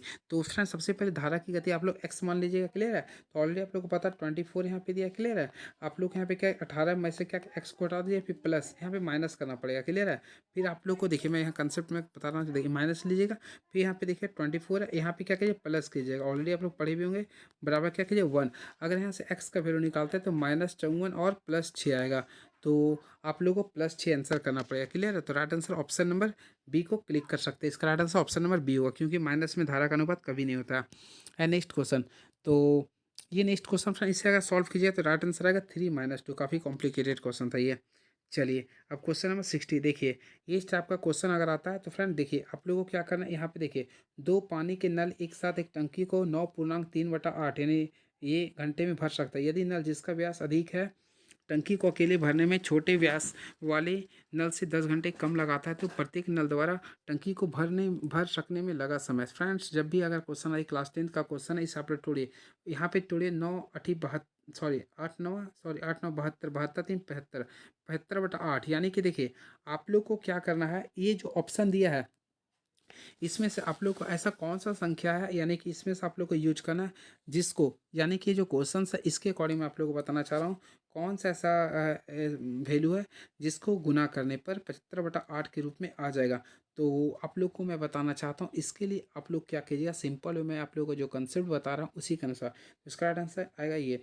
देखिए क्या कीजिए, सबसे पहले क्या कीजिए 15 × 75 कीजिए, 15 × 25 कीजिए, दोनों को फिर जोड़ दिया यानी 15 + 25, ये आप लोग का रेशियो आना चाहिए। 75/8 जो है ना वो आप लोग को दोनों संख्या को गुना, सबसे पहले देखिए मैं 15 को 25 से गुना किया हूँ और दोनों को सम किया हूँ, तो 15 + 25 देखता हूँ क्या आता है। तो 15 को 25 से हम रहने दिया हूँ जो यानी मल्टीप्लाई है। अब 15 + 25 क्या होता है 40 होता है। अब देखिए 5 का पानी 25 आता है, ये 8 बार में आता है। अब देखिए सॉल्व कीजिए, 15 पचे कितना 75/8, तो ऑप्शन नंबर देखिएगा यानी ये पूरा आ गया ना, तो इस टाइप से आप लोग शॉर्टकट से बना सकते हैं, क्लियर है। तो ये सारे आप लोग को यूज करना पड़ेगा एग्जाम हॉल में। चलिए अब नेक्स्ट क्वेश्चन देखते हैं क्या लिख रहा है ये। तो एक क्लास टेस्ट में कमल के गणित और अंग्रेजी में प्राप्त अंकों का योग 40 है। यदि उसे गणित में 3 अंक अधिक और अंग्रेजी में 4 अंक कम मिलते हैं तो अंकों का गुणनफल 360 होता है। तो कमल द्वारा दोनों विषय में अलग अलग प्राप्त अंक क्या होगा। फ्रेंड्स इस टाइप के क्वेश्चन को आप लोग को ऑप्शन से बनाना पड़ेगा। तो वैसे इससे देखिए आप लोग को ऐसा संख्या है जिसको जोड़ने पर 40 आता है। देखिए इसको भी जोड़िएगा तो 40 आएगा, आप लोग इसे भी जोड़िएगा तो 40 आएगा, लेकिन इसमें 40 नहीं आएगा, क्लियर है। अब दोनों को मल्टी देखिए ये हो गया।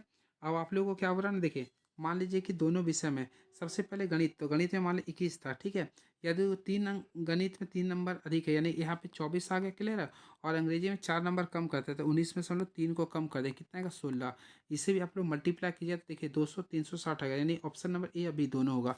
तो ऑप्शन नंबर डी क्लिक कर सकते हैं। आप लोगों को देखिए नहीं समझ में आ रहा तो देखिए फिर से बताता हूँ। देखिए सबसे पहले क्या करना होगा, देखिए दोनों का योग, तो दोनों का योग देखिए, ये दोनों का योग क्या आ रहा है, 40 आ रहा है, क्लियर है। अब देखिए ऑप्शन के अकॉर्डिंग सबसे पहले पहला मैं सिद्ध किया, दूसरा देखिए क्या बोल रहा। यदि गणित में 3 अंक अधिक मिलते तो गणित में शुरू में 12 था, 3 अंक एक्स्ट्रा मिल रहा था, यानी कितना गया 15, क्लियर है। फिर बोल रहा अंग्रेजी में 4 अंक कम मिलते यानी 28 में से हम लोग क्या करेंगे, 4 अंक को घटा देंगे, तो यानी कितना आ रहा है 24।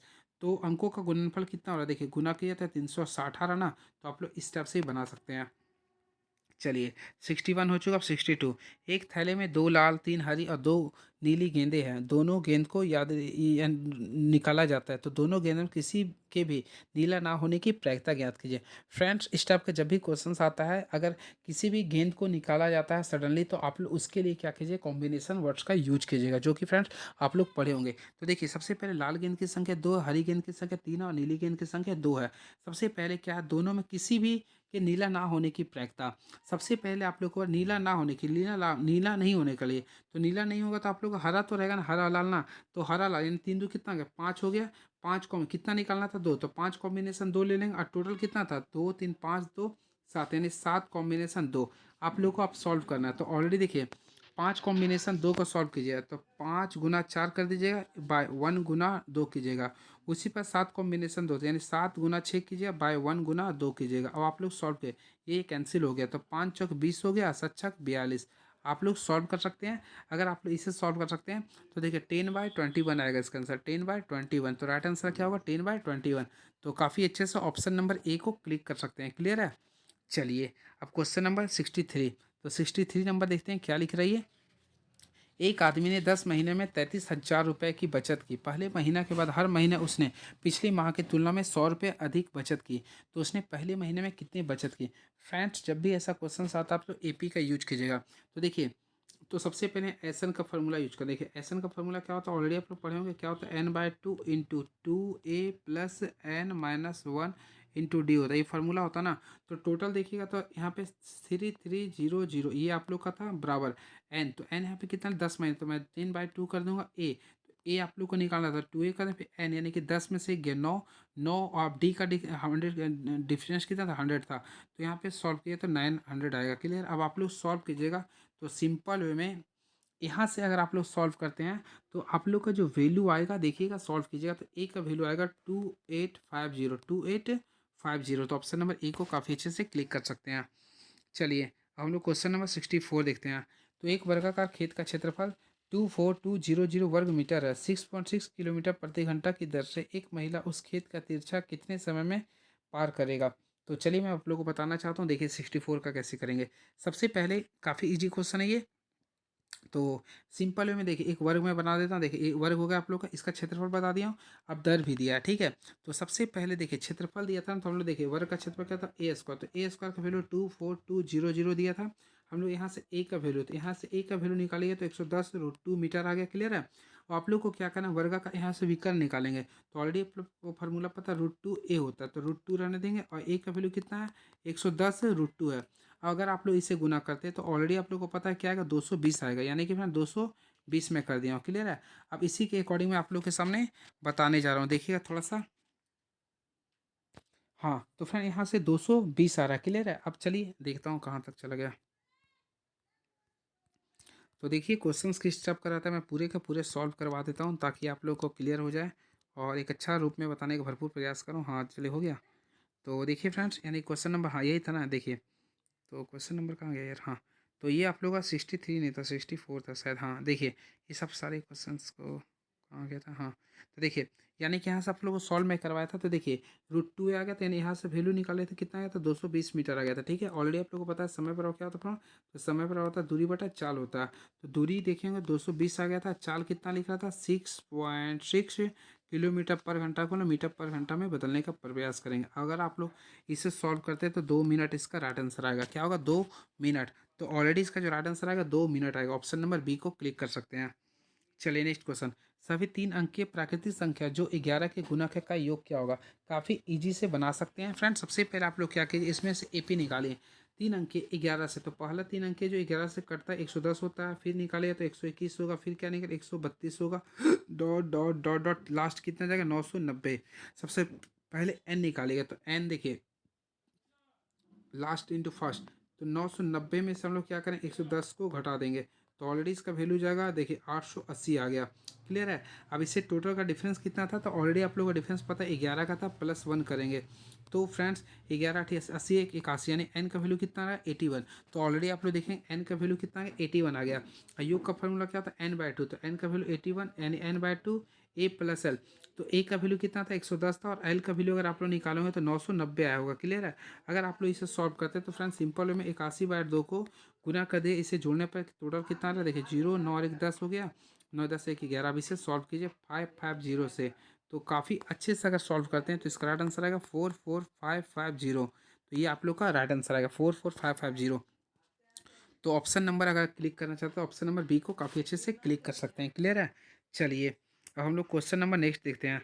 के किस मान के लिए समीकरण का अनंत हल है। तो फ्रेंड्स आप लोग को अनंत हल के लिए मैं आप लोग को जो इक्वेशन बताता हूँ उसके अकॉर्डिंग आप लोग को पढ़ना पड़ेगा। सबसे पहले अनंत हल का जो इक्वेशन होता है आप लोग को मैं लिख देता, देखिए a1/a2 लिख देता हूँ। देखिए a1/a2 इक्वल टू लिखेगा b1/b2 बराबर c1/c2। ये आप लोग का इक्वेशन होता है। क्लियर है। अब इसी के अकॉर्डिंग आप लोगों को मैं सॉल्व कर रहा हूँ। देखिए इसके वैल्यू लिखे 3 है, के माइनस क्या है 1 है, ये क्या 15 है। क्लियर है। उसी प्रकार 8b1, b1 का वैल्यू 4 है, और यहाँ पे क्या लिखेगा 20 बराबर, यहाँ पे 24 लिखेगा बाय, यहाँ पे क्या है ये -8, हाँ नहीं तो प्लस ही रखिएगा ना, 8 लिखेगा, के प्लस 13 लिखेगा। अगर आप लोग इसे सॉल्व करते हैं तो फ्रेंड देखिए मैं एक कागज सेकेंड और थर्ड को, फर्स्ट और सेकेंड को सॉल्व करता हूँ। तो फर्स्ट वाला देखिएगा तो 3 था आप लोग का, फिर क्या था k-1 था, बाई क्या था 15 था बराबर, यहाँ पे देखिए तो 4/20 है ये। अगर आप लोग सॉल्व करते हैं 4 का टेबल में फिर 5 टाइम्स आ गए, फिर 5 का पावर में 3 टाइम्स आ गए, 3 3 कैंसिल हो गया, यानी k-1 बराबर आप लोग 1 लिखिए। तो ऑलरेडी के का वैल्यू क्या 1 क्या आएगा 2, तो राइट आंसर अगर देखा जाए तो के का वैल्यू 2 होगा। तो ऑप्शन नंबर ए को काफ़ी अच्छे से क्लिक कर सकते हैं। अब देखिए पी का मान निकालना है, जो कि फ्रेंड्स आप लोग को समकोण बी पर समकोण है, तो ऑलरेडी आप लोग काफ़ी अच्छे से निकाल सकते हैं। अगर ऑप्शन से बूट करके बनाते हैं तो इसका राइट आंसर आ जाएगा 4 और 7। तो मैं लिख देता हूँ 4 और 7, तो यहाँ 4 को क्लिक कर सकते हैं। Option number C is the right answer. चलिए अब नेक्स्ट क्वेश्चन के मूव ऑन करना चाहते हैं, देखते हैं क्या लिख रहा है ये। तो और 68 नंबर क्वेश्चन ले देखते हैं। एक 5 सेंटीमीटर भुजा वाले घन को 1 सेंटीमीटर भुजा वाले संभव संख्या के घनों में काटा जाता है। बड़े घन का पृष्ठीय क्षेत्रफल तथा छोटे घन के पृष्ठीय क्षेत्रफलों के योग का अनुपात क्या होगा। फ्रेंड जब भी आप लोग को संख्या के रूप में बोलता है निकालने के लिए, यानी छोटे संख्या का घनों की संख्या निकालने बोलता है, तो बड़ी संख्या का आयतन, तो ऑलरेडी देखिए 5, तो 5 का क्यू कर दिया, छोटे का क्या 1 का क्यू, तो फ्रेंड 1 का 5 का क्यू का था 125/1, यानी इसका राइट आंसर क्या है 125 आएगा। क्या आएगा 125 आएगा। लेकिन आप लोग यहाँ फोकस करना चाहते हो इसका अनुपात बोल रहा है, तो फ्रेंड इसका अनुपात के लिए क्या कीजिए, देखिए इसका पृष्ठीय क्षेत्रफल तो 6 गुना भुजा स्क्वायर, तो 5 का स्क्वायर करेंगे, फिर यहाँ पे क्या वो करेंगे 6 गुना भुजा स्क्वायर 1 का स्क्वायर करेंगे। तो ऑलरेडी अगर आप लोग सॉल्व कीजिए तो यहाँ पे सॉल्व कीजिएगा इंटू यहाँ पे 25 कीजिए, यानी 1 2 5 कीजिए। क्लियर है। अब सॉल्व कीजिएगा तो रेशियो आएगा 1:5 आएगा, यानी ऑप्शन नंबर बी को क्लिक कर सकते हैं। अब देखिए ये क्वेश्चन काफ़ी लॉलीपॉप है। ये देखिए जब भी त्रिभुज एबीसी में ए समद्विभाजक है, तो देखिए ए बी का वैल्यू 6.4 लिख रहा, फिर बी डी का वैल्यू आप लोग को, सॉरी बी डी का वैल्यू लिखा 5.6 लिख रहा, लिख दिया हूँ। डी सी का वैल्यू निकालना है, और ए सी का वैल्यू कितना देखिए 8 है ना, तो इसका तो इस टाइप से कंडीशन आता है, तो आप लोग देखिए 6.4 लिख दीजिए, और यहाँ पे क्या 5/6 कर दीजिएगा इक्वल टू, यहाँ पे 8 लीजिए, आप लोग को डी सी का वैल्यू निकालना है। अब आप लोग सॉल्व करिए, 8 का पावर में 0.8 के बार में आ जाएगा, फिर 8 को इसे डिवाइड करते 0.7 बार में आएगा, तो 7 बार में लिख दीजिए ना, तो इसका राइट आंसर 7 सेंटीमीटर आएगा। ऑप्शन है, तो काफ़ी अच्छे से ऑप्शन नंबर ए को क्लिक कर सकते हैं। राइट आंसर क्या आएगा ऑप्शन नंबर ए होगा। क्लियर है।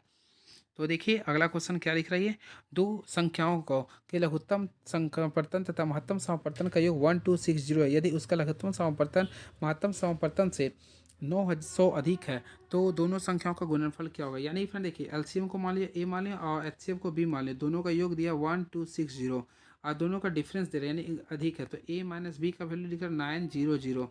अब फ्रेंड्स आप लोग को ए या बी का वैल्यू निकालना है, तो अगर आप लोग सॉल्यूशन करते हैं तो ए का वैल्यू जो आएगा 1080 आ जाएगा, और उसी प्रकार का बी का वैल्यू निकालते हैं तो 180 आएगा, क्या आएगा 180 आएगा, क्लियर है। अब हम लोग दोनों का क्या करें, एलसी गुना करेंगे, तो ये दोनों को गुना किए तो 194400 होगा, 194400 होगा, क्लियर है। तो right answer option number B को क्लिक कर सकते हैं। चलिए, यदि किसी त्रिभुज के एक कोण को समद्विभाजक विपरीत भुजा को समद्विभाजित करता है तो त्रिभुज क्या होगा। तो ऑलरेडी फिर आप लोगों को पता होगा, किसी त्रिभुज के एक कोण का समद्विभाजक विपरीत भुजा को समद्विभाजित करते हैं तो उसे बोलते हैं समद्विबाहु, बोलते हैं क्या होता है, समद्विबाहु त्रिभुज। तो ऑप्शन नंबर सी को क्लिक कर सकते हैं। ये क्वेश्चन देखिए, एक मीनार के शीर्ष के मैदान के आधार से जाने वाली सरल रेखा पर मीनार 5 से 4 मीटर एवं 9 मीटर की दूरी पर स्थित किन्हीं दो बिंदुओं से उन्नयन कोण एक दूसरे के पूरक है। तो फ्रेंड्स याद रखिए, जब भी पूरक रहेगा ऊंचाई निकालने के लिए बोलता है तो आप लोग फार्मूला क्या कीजिए, √a/b कीजिए। अब देखिए, इसमें पहला दूरी 4 लिख रहा, दूसरा दूरी 9 लिख रहा, अब इसे गुना कीजिए तो 9 चौक कितना होता है 36, और 36 किसका होता है 6 का। तो right answer 6 metre is the right answer. चलिए, अब 73 देखना चाहते हैं क्या लिख रहा है ये।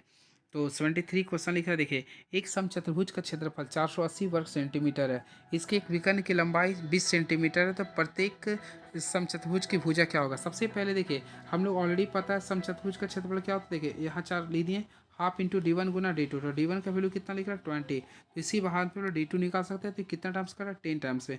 ये भी कहते हैं, यानी D2 का वैल्यू आ रहा है 48 आ रहा है, कितना आ रहा है 48 आ रहा है, क्लियर है। अब हम लोग क्या करेंगे, प्रत्येक भुजा का लंबाई, तो फ्रेंड आप लोगों को फार्मूला बताना चाहते हैं 4a² क्या कीजिए, D1 का स्क्वायर प्लस D2 का स्क्वायर, ये फार्मूला का यूज कर सकते हैं 4। देखिए a² का वैल्यू निकालना D1, तो D का वैल्यू कितना था 20, तो 20 का स्क्वायर क्या आता है 400 आता है, क्लियर है। और D2, तो अभी D2 का मैं वैल्यू कितना लाया था 48 लाया था, तो 48 का स्क्वायर किया तो 2304 आता है, क्लियर है। अब आप लोग को यहाँ से a² का वैल्यू निकालेगा, तो सबसे पहले इस चीज़ को आगे जोड़ देते हैं, यानी 4 0 4 3 7 हो गया, 2704 आ गया। अब इसको 4 से डिवाइड कीजिए, इसको अंडर रूट में ले लीजिए, तो इस तरह से सॉल्व कीजिए तो टोटल 26 सेंटीमीटर आएगा, क्या आएगा फ्रेंड 26 सेंटीमीटर। तो राइट आंसर 26 होगा, जो कि ऑप्शन नंबर सी में क्लिक कर सकते हैं। नहीं तो एक और ट्रिक है, देखिए सबसे पहले देखिए समचतुर्भुज बना ले, यानी रोम्बस। तो फ्रेंड रोम्बस में आप लोग यहाँ तक सारे साइड इक्वल होते हैं और ये आपस में डायगोनल जो होता है परपेंडिकुलर होता है। तो देखिए, इसमें एक विकर्ण लिख रहा है आपको 20, तो 20 का हाफ मान लिया 10 हो गया, और एक आया था 48, तो 48 का हाफ क्या होता है 24। तो ये आप लोग देखिए यहाँ पे क्या होगा 26 हो जाएगा, ट्रिपलेट से बना सकते हैं, तो ट्रिपलेट से 26 हो जाएगा, क्लियर है। तो काफ़ी ईजी से बना सकते थे। देखिए, टू 2a⁻7 - 128 के गुणनखंड क्या है। तो अगर आप लोग इसे बनाइएगा तो थोड़ा समय लग जाएगा, लेकिन फ्रेंड इससे क्या मैं डायरेक्टली आंसर, जब भी इस टाइप्स का क्वेश्चन आता है तो कुछ वैल्यू पुट करके बना लीजिएगा, ठीक है। तो राइट आंसर ये आएगा। आप लोग क्या कीजिएगा ना, एक के यहाँ पे 1 मान लीजिएगा। देखिए, मान लो कि एक यहाँ पे 1 मान लिया तो 2 × 1 फिर 128 गुना 1 आ गया, तो इसे कीजिए 2 गुना 100 2 माइनस यानी -126, और उसी पर इसमें ट्राई करके देखिएगा आ जाएगा। तो इस टाइप से मैथमेटिक्स को सॉल्व कर सकते हैं आप। नेक्स्ट क्वेश्चन, एक वृत्त में निम्नलिखित में से कौन सा एक रेखा युग्म समांतर नहीं हो सकता। तो देखिए फ्रेंड, याद रखिए, एक वृत्त में दो व्यास समांतर नहीं हो सकता, तो ऑप्शन है, तो देखिए दो व्यास कभी भी समांतर नहीं हो सकता। देखिए ये आप लोग का ये सर्कल है, ये देखिए ये व्यास तो एक ही होता ना, ये कभी समांतर नहीं हो सकता, लेकिन दो जीवा हो सकता है। चलिए, अब 76 क्वेश्चन देखते हैं क्या लिख रहा है, ये कॉम्बिनेशन का है क्या, ये देखते हैं। तो एक थैले में 5 लाल तथा कुछ नीली गेंद है, यदि एक नीली गेंद निकालने की प्रयोक्ता लाल गेंद निकालने की प्रयोक्ता के 4 गुनी है, तब थैले में स्थित नीली गेंद की संख्या क्या होगी। तो फ्रेंड 4 गुनी है तो 5 चौक क्या होगा 20, तो काफ़ी मोहब्बत से 20 क्लिक कर सकते थे। नेक्स्ट क्वेश्चन, देखिए ये क्वेश्चन भी आप लोग के लायक क्वेश्चन था। देखिए हमें मैं बताता देखिए, यहाँ पे ध्यान दीजिएगा, sine A plus sine square ए है, sine A plus sine square ए का वैल्यू 1 है, तो आप लोग को निकालना है कॉस स्क्वायर ए प्लस कॉस। देखिए आप लोग को निकालना था, देखिएगा कॉस स्क्वायर ए प्लस कॉस पर पावर 4a, तो इसका वैल्यू क्या होगा 1 ही होगा, क्लियर है। चलिए, वैसे आप लोग बनाइएगा तो लॉन्ग विधि से बना, देखिए मैं बता ही देता हूँ। सबसे पहले क्या कीजिए, यहाँ से सैन ए का वैल्यू निकालिए, तो सैन ए का वैल्यू निकालिए तो 1 माइनस साइन स्क्वायर होगा ना, बिल्कुल होगा। अब देखिए 1 माइनस साइन स्क्वायर ए का वैल्यू क्या होता है कॉस स्क्वायर ए, कॉस स्क्वायर ए, यानी कि सैन ए का वैल्यू क्या आ गया कॉस स्क्वायर ए आ गया, क्लियर है। अब क्या करें, इसमें पुट करना था। देखिए कॉस स्क्वायर ए प्लस कॉस पावर 4 है, तो देखिए सबसे पहले कॉस स्क्वायर है, तो कॉस स्क्वायर हम लोग क्या करें सैन ए कर दें, क्लियर है। अब देखिए कॉस पर पावर 4 है, तो इसके यानी कि यहाँ पे क्या डायरेक्टली इसको कीजिएगा तो साइन स्क्वायर ए आएगा ना, तो ऑलरेडी इसका वैल्यू कितना दिया था 1, तो हो जाएगा आंसर 1। चलिए, अब किस घटना की प्रायिकता हो सकती है। तो फ्रेंड्स ऑलरेडी आप लोगों को पता होगा, जो प्रायिकता यानी probability of occurrence equal to जो वैल्यू होता है ये 0 से लेके 1 के बीच में होता है, 0 से लेके 1 के बीच में। सबसे पहले माइनस तो कभी होगा नहीं, फिर 1 भी नहीं हो सकता है। अब ऑप्शन नंबर सी की बात करना चाहते हैं, तो ऑप्शन नंबर सी को सॉल्व कीजिए तो आप लोग का 0 पॉइंट समथिंग होगा, इसलिए आपका ये राइट आंसर होगा। चलिए अब क्वेश्चन नंबर देखते हैं क्या लिख रहा है। 150 मीटर ऊंची एक मीनार के शीर्ष से सड़क पर खड़ी एक कार का अनुपात 30 डिग्री है, तो कार का मीनार से दूरी, तो मीनार से कार की दूरी ज्ञात करें। सबसे पहले देखिए मैं स्ट्रक्चर शो करता हूँ। देखिए सबसे पहले क्या करना है, 150 मीटर ऊंची मीनार को मैं खड़ा कर दिया हूँ। अब देखिए यहाँ से अवनमन कोण कितना डिग्री लिख रहा है, 30 डिग्री, तो ऑलरेडी ये 30 है, तो इसका भी एकांतर कौन सा 30 होगा। क्लियर है। ऑलरेडी आप लोग को क्या करना है, आप लोग को निकालना है दूरी। तो फ्रेंड्स आप लोग को यहाँ पे एक डिग्री क्या होगा 60 होगा, तो ऑलरेडी आप लोग को पता ही क्या होगा 150 से √3। तो ऑप्शन नंबर काफ़ी अच्छे से 150 √3 ऑप्शन नंबर बी को क्लिक कर सकते थे। क्लियर है। तो ऑप्शन नंबर बी होगा। नहीं तो फ्रेंड आप लोग ये रेशियो याद होगा 1√3 और 2 का रेशियो याद कीजिए। ये आप लोग का 30 में होता है, ये आपका 60 में होता है, ये आपका 90 में होता है। तो ऑलरेडी देखिए एक का वैल्यू दिया था 150, तो इसमें हम लोग क्या करें 150 √3। वही 90 के लिए पूछता था 300 लिखते, तो काफ़ी अच्छे से बना सकते थे। एक अर्धगोला कटोरा जिसका आंतरिक व्यास 36 सेंटीमीटर है द्रव से पूरा भरा है। इस द्रव को 3 सेंटीमीटर त्रिज्या एवं 9 सेंटीमीटर ऊंचाई वाले बेलनाकार बोतलों में भरा जाना है, तो बोतलों की संख्या क्या होगी। सबसे पहले फ्रेंड्स ऑलरेडी आप लोग को पता होगा आंतरिक व्यास, यानी कि मान लीजिए डी का वैल्यू दिया 36 सेंटीमीटर, तो जब 36 दिया है तो हम लोग इसका आंतरिक त्रिज्या निकालेंगे, यानी आर, तो आर कितना होगा 18 सेंटीमीटर होगा ना ये। अब देखिए अब यहाँ से एक और ध्यान दीजिएगा, तो बोतल का त्रिज्या, तो फ्रेंड बोतल की त्रिज्या अगर देखना चाहते हैं मान लीजिए आर, तो ये 3 सेंटीमीटर दिया था और इसकी ये ऊंचाई दिया था, तो ऊंचाई 9 भी हाँ, तो ऊंचाई दिया था 9 सेंटीमीटर। तो बोला संख्या क्या होगी, तो संख्या के लिए क्या किया कटोरा का आयतन बताए बोतल का आयतन। तो कटोरा का आयतन क्या कीजिए अर्धगोला, तो अर्धगोला का आयतन क्या होता है 2/3 पाई आर क्यू। तो आर का वैल्यू कितना था 18, तो 18 पर पावर 3 कीजिएगा। बेलन का आयतन, तो बेलन का आयतन क्या था पाई आर स्क्वायर, पाई आर का वैल्यू कितना था 3, तो 3 का स्क्वायर कर देंगे और एच का वैल्यू कितना था 9, पाई पाई कैंसिल हो गया। अब फ्रेंड्स इसे सॉल्व कीजिए तो 48 आप लोग का राइट आंसर आएगा, जो कि ऑप्शन नंबर बी को क्लिक कर सकते हैं। देखिए ये क्वेश्चन काफ़ी ईजी है। एक पतंग, देखिए एक पतंग जमीन से 30 मीटर की ऊंचाई पर उड़ रही है। पतंग से जमीन पर डोरी की लंबाई 60 मीटर है। यह मानते हुए कि डोरी से कोई ढीलापन नहीं है, तो पतंग जमीन पर पतंग का उन्नयन कौन क्या होगा। काफ़ी ईजी क्वेश्चन। देखिए सबसे पहले ये मान लीजिए ये उड़ रहा है इस तरफ से, ये कर्ण होता है ये। तो फ्रेंड देखिए मैं बना देता हूँ बढ़िया से ताकि आप लोग को कन्फ्यूजन ना हो। देखिए सबसे पहले मान लीजिए जमीन है, ये आप लोग का ये पतंग उड़ रही है, ठीक है। तो ऑलरेडी आप लोग को लिख रहा है पतंग, देखिए पतंग का उड़ा ये डोरी की लंबाई कितना 60 मीटर, तो ऑलरेडी आप लोग को पता है डोरी हो गया। क्लियर है। और इसका ऊंचाई 30 मीटर है, ठीक है। तो यहाँ पे वो एंगल निकालना है, यानी कि फिर आप लोग को ये एंगल निकालना है। तो आप लोग ऑलरेडी देखिए ये क्या लिख रहा है साइन थीटा का वैल्यू निकालना है 30/60, तो 1/2, तो ऑलरेडी पता 1/2 साइन कितना का वैल्यू होता है, तो ऑलरेडी आप लोग पता 30 का होता है। तो काफ़ी मोहब्बत से ऑप्शन नंबर सी को क्लिक कर सकते हैं। चलिए अब नेक्स्ट क्वेश्चन देखते हैं क्या लिख रहा है ये। तो फ्रेंड अगर 82 नंबर अगर सॉल्व कीजिएगा तो इसका जो राइट आंसर आएगा ऑप्शन नंबर ए आ जाएगा। आप लोग सॉल्व करके देख सकते हैं, काफ़ी इजी क्वेश्चन था ये। देखिए उस त्रिभुज का क्षेत्रफल ज्ञात करिए जिसकी भुजाएं 42 सेंटीमीटर 34 सेंटीमीटर 42 सेंटीमीटर है। फ्रेंड जब भी अलग अलग त्रिभुज का वैल्यू आता है भुजा आता है तो हम लोग एस निकालते हैं। एस का फॉर्मूला क्या होता है a+b+c/2। तो एस का वैल्यू निकालिएगा तो 42 34 और 20, इसे ऐड कीजिए तो 96 आएगा और 96 को 2 से डिवाइड कीजिए कितना आएगा 48 आएगा, यानी कि सेमी पेरीमीटर कितना आ गया 48 आ गया। और हम लोग त्रिभुज का क्षेत्रफल ऑलरेडी आप लोग को पता हो क्या होता है अंडर रूट होता है S S-A S-B होता है। तो हम इस फार्मूला के अकॉर्डिंग काफ़ी अच्छे से बना सकते हैं। S S-A S-B होता है। अगर आप लोग बनाइए तो 336 आ जाएगा इसका आंसर, 336 सेंटीमीटर स्क्वायर, यानी कि ऑप्शन के अकॉर्डिंग देखिएगा तो 336 वर्ग सेंटीमीटर इसका राइट आंसर। चलिए अब नेक्स्ट क्वेश्चन देखिए क्या लिख रहा है ये। एक भिन्न का हर उसके अंश से 2 अधिक है यदि भिन्न एवं उसके व्युत्क्रम का योग 2 पूर्णांक 4/15 है, तो भिन्न क्या होगा। सबसे पहले फ्रेंड देखिए इसके लिए मैं बताना चाहता हूँ। देखिए एक भिन्न का हर जो है उसके अंश से, हर जो उसके अंश से 2 अधिक, यानी मैं लिख लिया हूँ। क्लियर है। अब यहाँ पे लिखा है ये दोनों का व्युत्क्रम है, यानी कि यहाँ पे x+2 लिखिएगा, बाई क्या लिखिएगा x लिखिएगा। अब योग देगा 15 30 4 34, यानी कि 34/15 लिख रहा है ये। अब आप लोग को सॉल्व करना है। तो अगर आप लोग इसे सॉल्व करते हैं तो फ्रेंड्स एक्स का वैल्यू यानी कि जो पूर्णांक आप लोग का जाएगा 3/5 आएगा। क्या आएगा 3/5 आएगा। एक्स का वैल्यू 3 आएगा, पुट करके देख सकते हैं ये। चलिए ये हो गया 84 हो गया। अब 85 देखिए 15 मीटर लंबे एक कमरे में 75 सेंटीमीटर चौड़ा कालीन बिछाने का खर्च 70 प्रति मीटर के हिसाब से 8400 रुपये है, तो कमरे की चौड़ाई ज्ञात करिए। जब भी फ्रेंड रुपए और प्रति में आता तो हम लोग से क्षेत्रफल निकालते, तो क्षेत्रफल के लिए रुपए को आप लोग क्या करिए प्रति जो उससे डिवाइड करेंगे, यानी इससे डिवाइड कीजिएगा तो यहाँ पे जो आएगा आप लोग का, यानी कि इसका जो क्षेत्रफल आएगा यानी कालीन का क्षेत्रफल 12 मीटर है, यानी 120 मीटर आएगा। क्लियर है। और हम लोग को क्या निकालना है कमरे का, सॉरी कमरे का क्षेत्रफल। तो देखिए यहाँ पर मैं लिख देता हूँ थोड़ा सा, देखिए याद रखिएगा।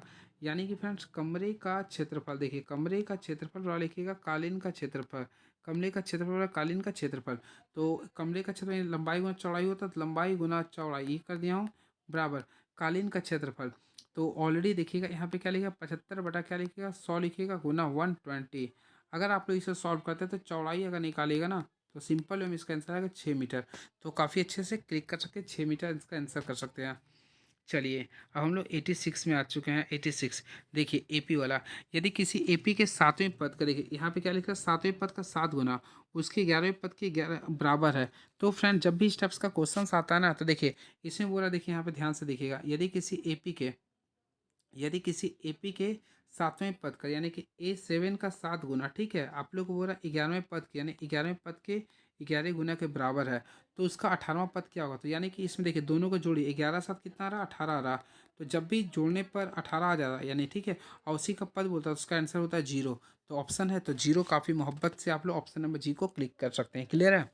नेक्स्ट क्वेश्चन, एक तार को 28 सेंटीमीटर त्रिज्या वाले एक वृत्त के रूप में लपेटा गया, इसे एक वर्गाकार रूप में फिर से मोड़ा गया, तो वर्ग की भुजा की लंबाई ज्ञात करें। फ्रेंड्स आप लोग को पता होगा सबसे पहले वर्ग का जो परिमाप होता है वृत्त की परिधि के बराबर आप लोग को करना पड़ेगा। क्लियर है। तो ऑलरेडी आप लोग को वर्ग का परिमाप क्या था 4 गुना भुजा, यानी भुजा को ए मान सकते हैं, बिल्कुल काफ़ी अच्छे से मान सकते हैं। और वृत्त की परिधि क्या होता है 2πr होता है। अब देखिए 4 गुना ए करेंगे, अब देखिए यहाँ पे ध्यान दें 2π का वैल्यू क्या होता है 22/7 होता है। क्लियर है। और त्रिज्या की बात करना चाहते हैं 28 होता है, 7 का पावर में 28 4 बार में आता है। क्लियर है। ये 4 कैंसिल हो गया, तो ए का वैल्यू 22 दूनी कितना होता है 44। तो राइट आंसर क्या होगा 44 metre is the right answer. तो राइट आंसर 44 सेंटीमीटर होगा।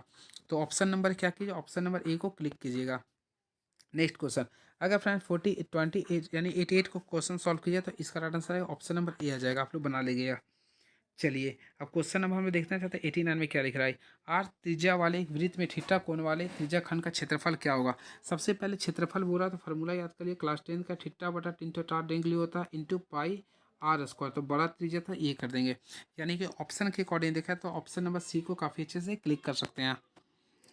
देखिए ये क्वेश्चन है, आप लोग सॉल्व भी किए होंगे, आप लोग अब तक सॉल्व भी कर लिए होंगे। देखिए दो व्यक्तियों का आय, तो दो व्यक्तियों का आय क्या लिख रहा है 9:7 है। और खर्चे का अनुपात क्या लिख रहा है 4:3 है। ठीक है। अब मासिक बचत अगर आप लोग देखिएगा तो फ्रेंड लिख रहा है 2,000 है। तो अगर ऐसे आप लोग सॉल्व कीजिएगा तो फ्रेंड सिंपल में इसका राइट आंसर आएगा ऑप्शन नंबर ए आ जाएगा। चलिए ये भी अगर आप लोग 91 को सॉल्व किए होंगे तो इसका जो राइट आंसर आएगा, देखिए इसमें कुछ नहीं करना है, इसका खर्च निकालना था ना। तो देखिए आप लोग क्या कीजिए, सबसे पहले पेंसिल की संख्या कुल कितना है 1,12,000 है। इसको कर देने पे आप लोग को 2πr यानी कि यहाँ पे सॉल्व कीजिए तो 2πr लिखना पड़ेगा, यानी बेलन का पेज पे करना पड़ेगा गुना गुना 0.05।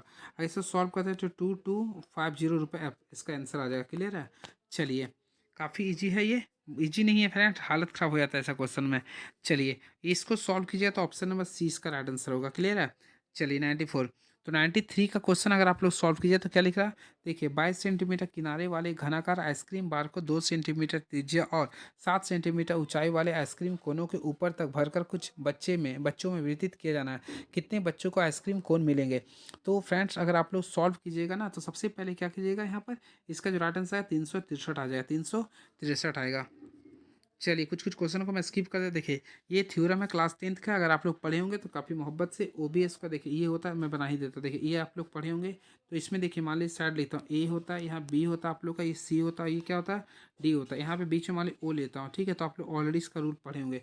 देखिए यहाँ पे O B square plus O D square करके O A square plus O C square ये रूल होता है। देखिए ये क्वेश्चन नंबर 7 है ये, तो आप लोग का कोऑर्डिनेट ज्योमेट्री का क्वेश्चन है ये, आप लोग बनाए होंगे तो इसका जो राइट आंसर आएगा तो रेशियो में 3 और रेशियो -3 आएगा। क्लियर है। चलिए अब देखिए ये 96 को सॉल्व किए होंगे, तो 96 को अगर सॉल्व किए होंगे फ्रेंड तो 775 इसका राइट आंसर आएगा। क्लियर है। चलिए अब हम लोग क्वेश्चन नंबर कितना आ चुके हैं, देखिए क्वेश्चन नंबर 97 आ चुका है। तो 97 का क्वेश्चन को सॉल्व किए होंगे तो फ्रेंड इसका जो राइट आंसर आया होगा 40 आएगा, 25 महीना आएगा, जो कि ऑप्शन में नहीं था, यानी कि नन ऑफ दीज हो गया। देखिए ये क्वेश्चन है 98, तो 98 तो काफ़ी इजी क्वेश्चन है। क्या लिख रहा है, एक परीक्षा में एक विद्यार्थी ने 30% अंक प्राप्त किए और वह 45 अंकों से अनुत्तीर्ण हो गया, यानी कि 30% वह अंक प्राप्त किया और 45 नंबर से अनुत्तीर्ण, यानी 45 नंबर वाला तो पास कर जाता है। ठीक है। और दूसरे छात्र 42% अंक प्राप्त किया, ठीक है। और वह लिख रहा उत्तीर्ण होने के लिए आवश्यक अंकों से 45 अंक अधिक ला, यानी कि 45 नंबर एक्स्ट्रा ला दिया। अगर आप लोग इसे सॉल्व करते हैं तो 30 में से 42 गए थे, यानी कि यहाँ पे 12% लिख सकते हैं और यहाँ सॉल्व कीजिएगा तो 90 आ जाएगा। अब इसी प्रकार यानी 2% का जो वैल्यू आ रहा है आप लोग का 15 आ रहा है, यानी टोटल पूर्णांक निकालिए तो 750 आ गया, यानी option number B is the right answer. 99। तो 99 को सॉल्व पूरा 20 संख्याओं का माध्य शून्य, उनमें से अधिक कितने शून्य अधिक हो सकता है। तो ऑलरेडी देखिए 20 संख्याओं को बोला तो उसमें से घटा दे, यानी कि 1900 का ऑप्शन नंबर ए को क्लिक कर सकते हैं। चलिए हम लोग क्वेश्चन नंबर 100 देखना चाहते हैं। तो फ्रेंड 100 का क्वेश्चन सॉल्व कीजिएगा। तो इसका अगर आप लोग सॉल्व कीजिए PRT से सॉल्व कर लीजिएगा तो सिंपल वे में इसका राइट आंसर 6800 आएगा, 6800। अब देखिए ये क्वेश्चन इजी है, अगर आप लोग इसे बनाए होंगे तो 101 नंबर का जो राइट आंसर होगा देखिए ऑप्शन नंबर सी होगा। देखिए तीनों बराबर होता है, देखिए एक सममिति आवृत्ति वितरण के लिए माध्य माध्यिका और बहुलक तीनों आपस में बराबर होता है। अब देखिए 102 को अगर आप लोग सॉल्व किए होंगे तो फ्रेंड इसे 12:48 आया होगा, क्लियर है। चलिए अब क्वेश्चन नंबर 103 देखते हैं क्या लिख रहा है। एक बंटन के लिए माध्यम देखिए इसमें फ्रेंड आप लोग को देखिए सबसे पहले मोड का फॉर्मूला आप लोग को ऑलरेडी मैं बताया था। मोड का फॉर्मूला क्या होता है, 3 मीडियन, देखिए 3 मीडियन माइनस 2 मीन होता है, क्लियर है। ऑलरेडी आप लोग देख रहेंगे माध्य, तो माध्य फ्रेंड्स ऑलरेडी देखिए बहुलक कितना दे रहा है, 16 दे रहा है। आप लोग को क्या निकालना मीडियन, तो 3 मीडियन रहने दिए और दो माध्य का वैल्यू 28 है। अब आप लोग सॉल्व कीजिए, ये 16 माइनस 1 28 दूनी 56 हो गया बराबर 3 मीडियन। अब 56 और 16 कितना होता है, तो देखिए 6 6 12 5 और 1 6 7 72, यानी कि 24 आ जाएगा इसका आंसर। क्या आएगा फ्रेंड, 24 आएगा, यानी कि 24 is the right answer, clear है। चलिए अब हम लोग यानी कि इसका राइट आंसर कितना आ गया, 24 आ गया। बहुत देर तक पढ़ा दिया भैया।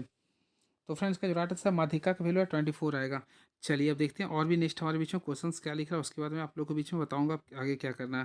तो ये सारे क्वेश्चंस को मैं डील कर दिया हूँ, बस कुछ कुछ और क्वेश्चन है, चलिए देखता हूँ क्या ये है ना। तो ये भी मैं बता दें, चलिए चक्रवृद्धि ब्याज का क्वेश्चन इसे आप लोग बना लीजिए। चलिए मैं बता देता, देखिए क्या लिख रहा है सूत्र में। सबसे पहले फ्रेंड देखिए चक्रवृद्धि ब्याज पर दिए गए 2 वर्ष का और 3 वर्ष का मिश्र धन 9680 प्लस 10648 है, तो मूलधन क्या होगा। तो फ्रेंड्स इसमें अगर आप लोग बनाइए होंगे तो काफ़ी इजी से सबसे पहले रेट निकालिए। तो रेट अगर निकालते देखिए 3 वर्ष के लिए, और 3 वर्ष के लिए क्या बोल रहा, तो 10648 है, और 2 वर्ष के लिए क्या लिख रहा 9680। सबसे पहले 1 वर्ष का अगर निकालते थे 8 बचे 14 में 6.5, यहाँ पे अगर सॉल्व करते हैं तो आप लोग का सिंपल वे में, यानी कि ये आप लोग का राइट आंसर आ रहा है, क्लियर है। अब यानी कि यहाँ 14 में 6 बच गया, यहाँ पे बचेगा 15, 15 में 6 यानी 9, तो 968 आ रहा है, क्लियर है। 968 आ रहा है। अब इसी के रिगार्डिंग आप लोगों को सॉल्व करना पड़ेगा, यानी कि फ्रेंड्स आप लोग को रेट निकालना पड़ेगा। तो सिंपल वे में आप लोग क्या कीजिए, देखिए 968 तो इधर आ गया था, और हमारा देख सकते हैं तीन शुरू वाला का कितना था 9680 था, क्लियर। इसको हम लोग 100 से गुना करेंगे, तो यानी आर का वैल्यू अगर निकालते हैं तो 10% आएगा, क्या आएगा 10% आएगा। और आप लोग को क्या निकालना था मूलधन, तो आसानी से आप लोग क्या करते हैं मूलधन का फॉर्मूला यूज करें P × 1/R/100, 1/100 का होल स्क्वायर बराबर 9280। आप लोग इसे सॉल्व करते हैं तो पी का value 8000 is the right answer.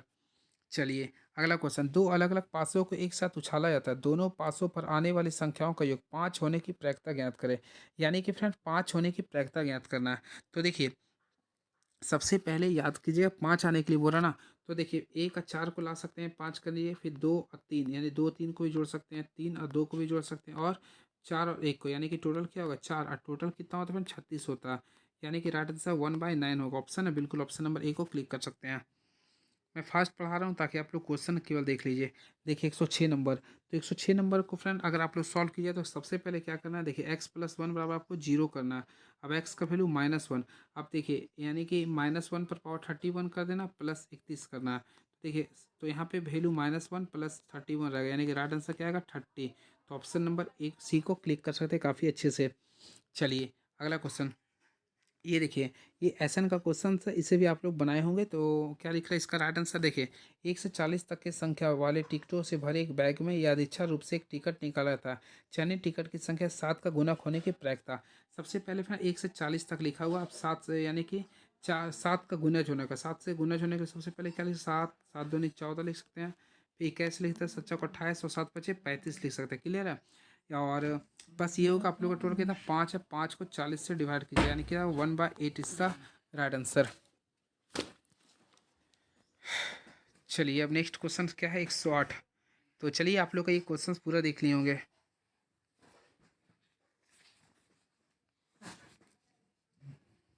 115 last question ये रहा, ये सारे थ्योरम्स ये रहा।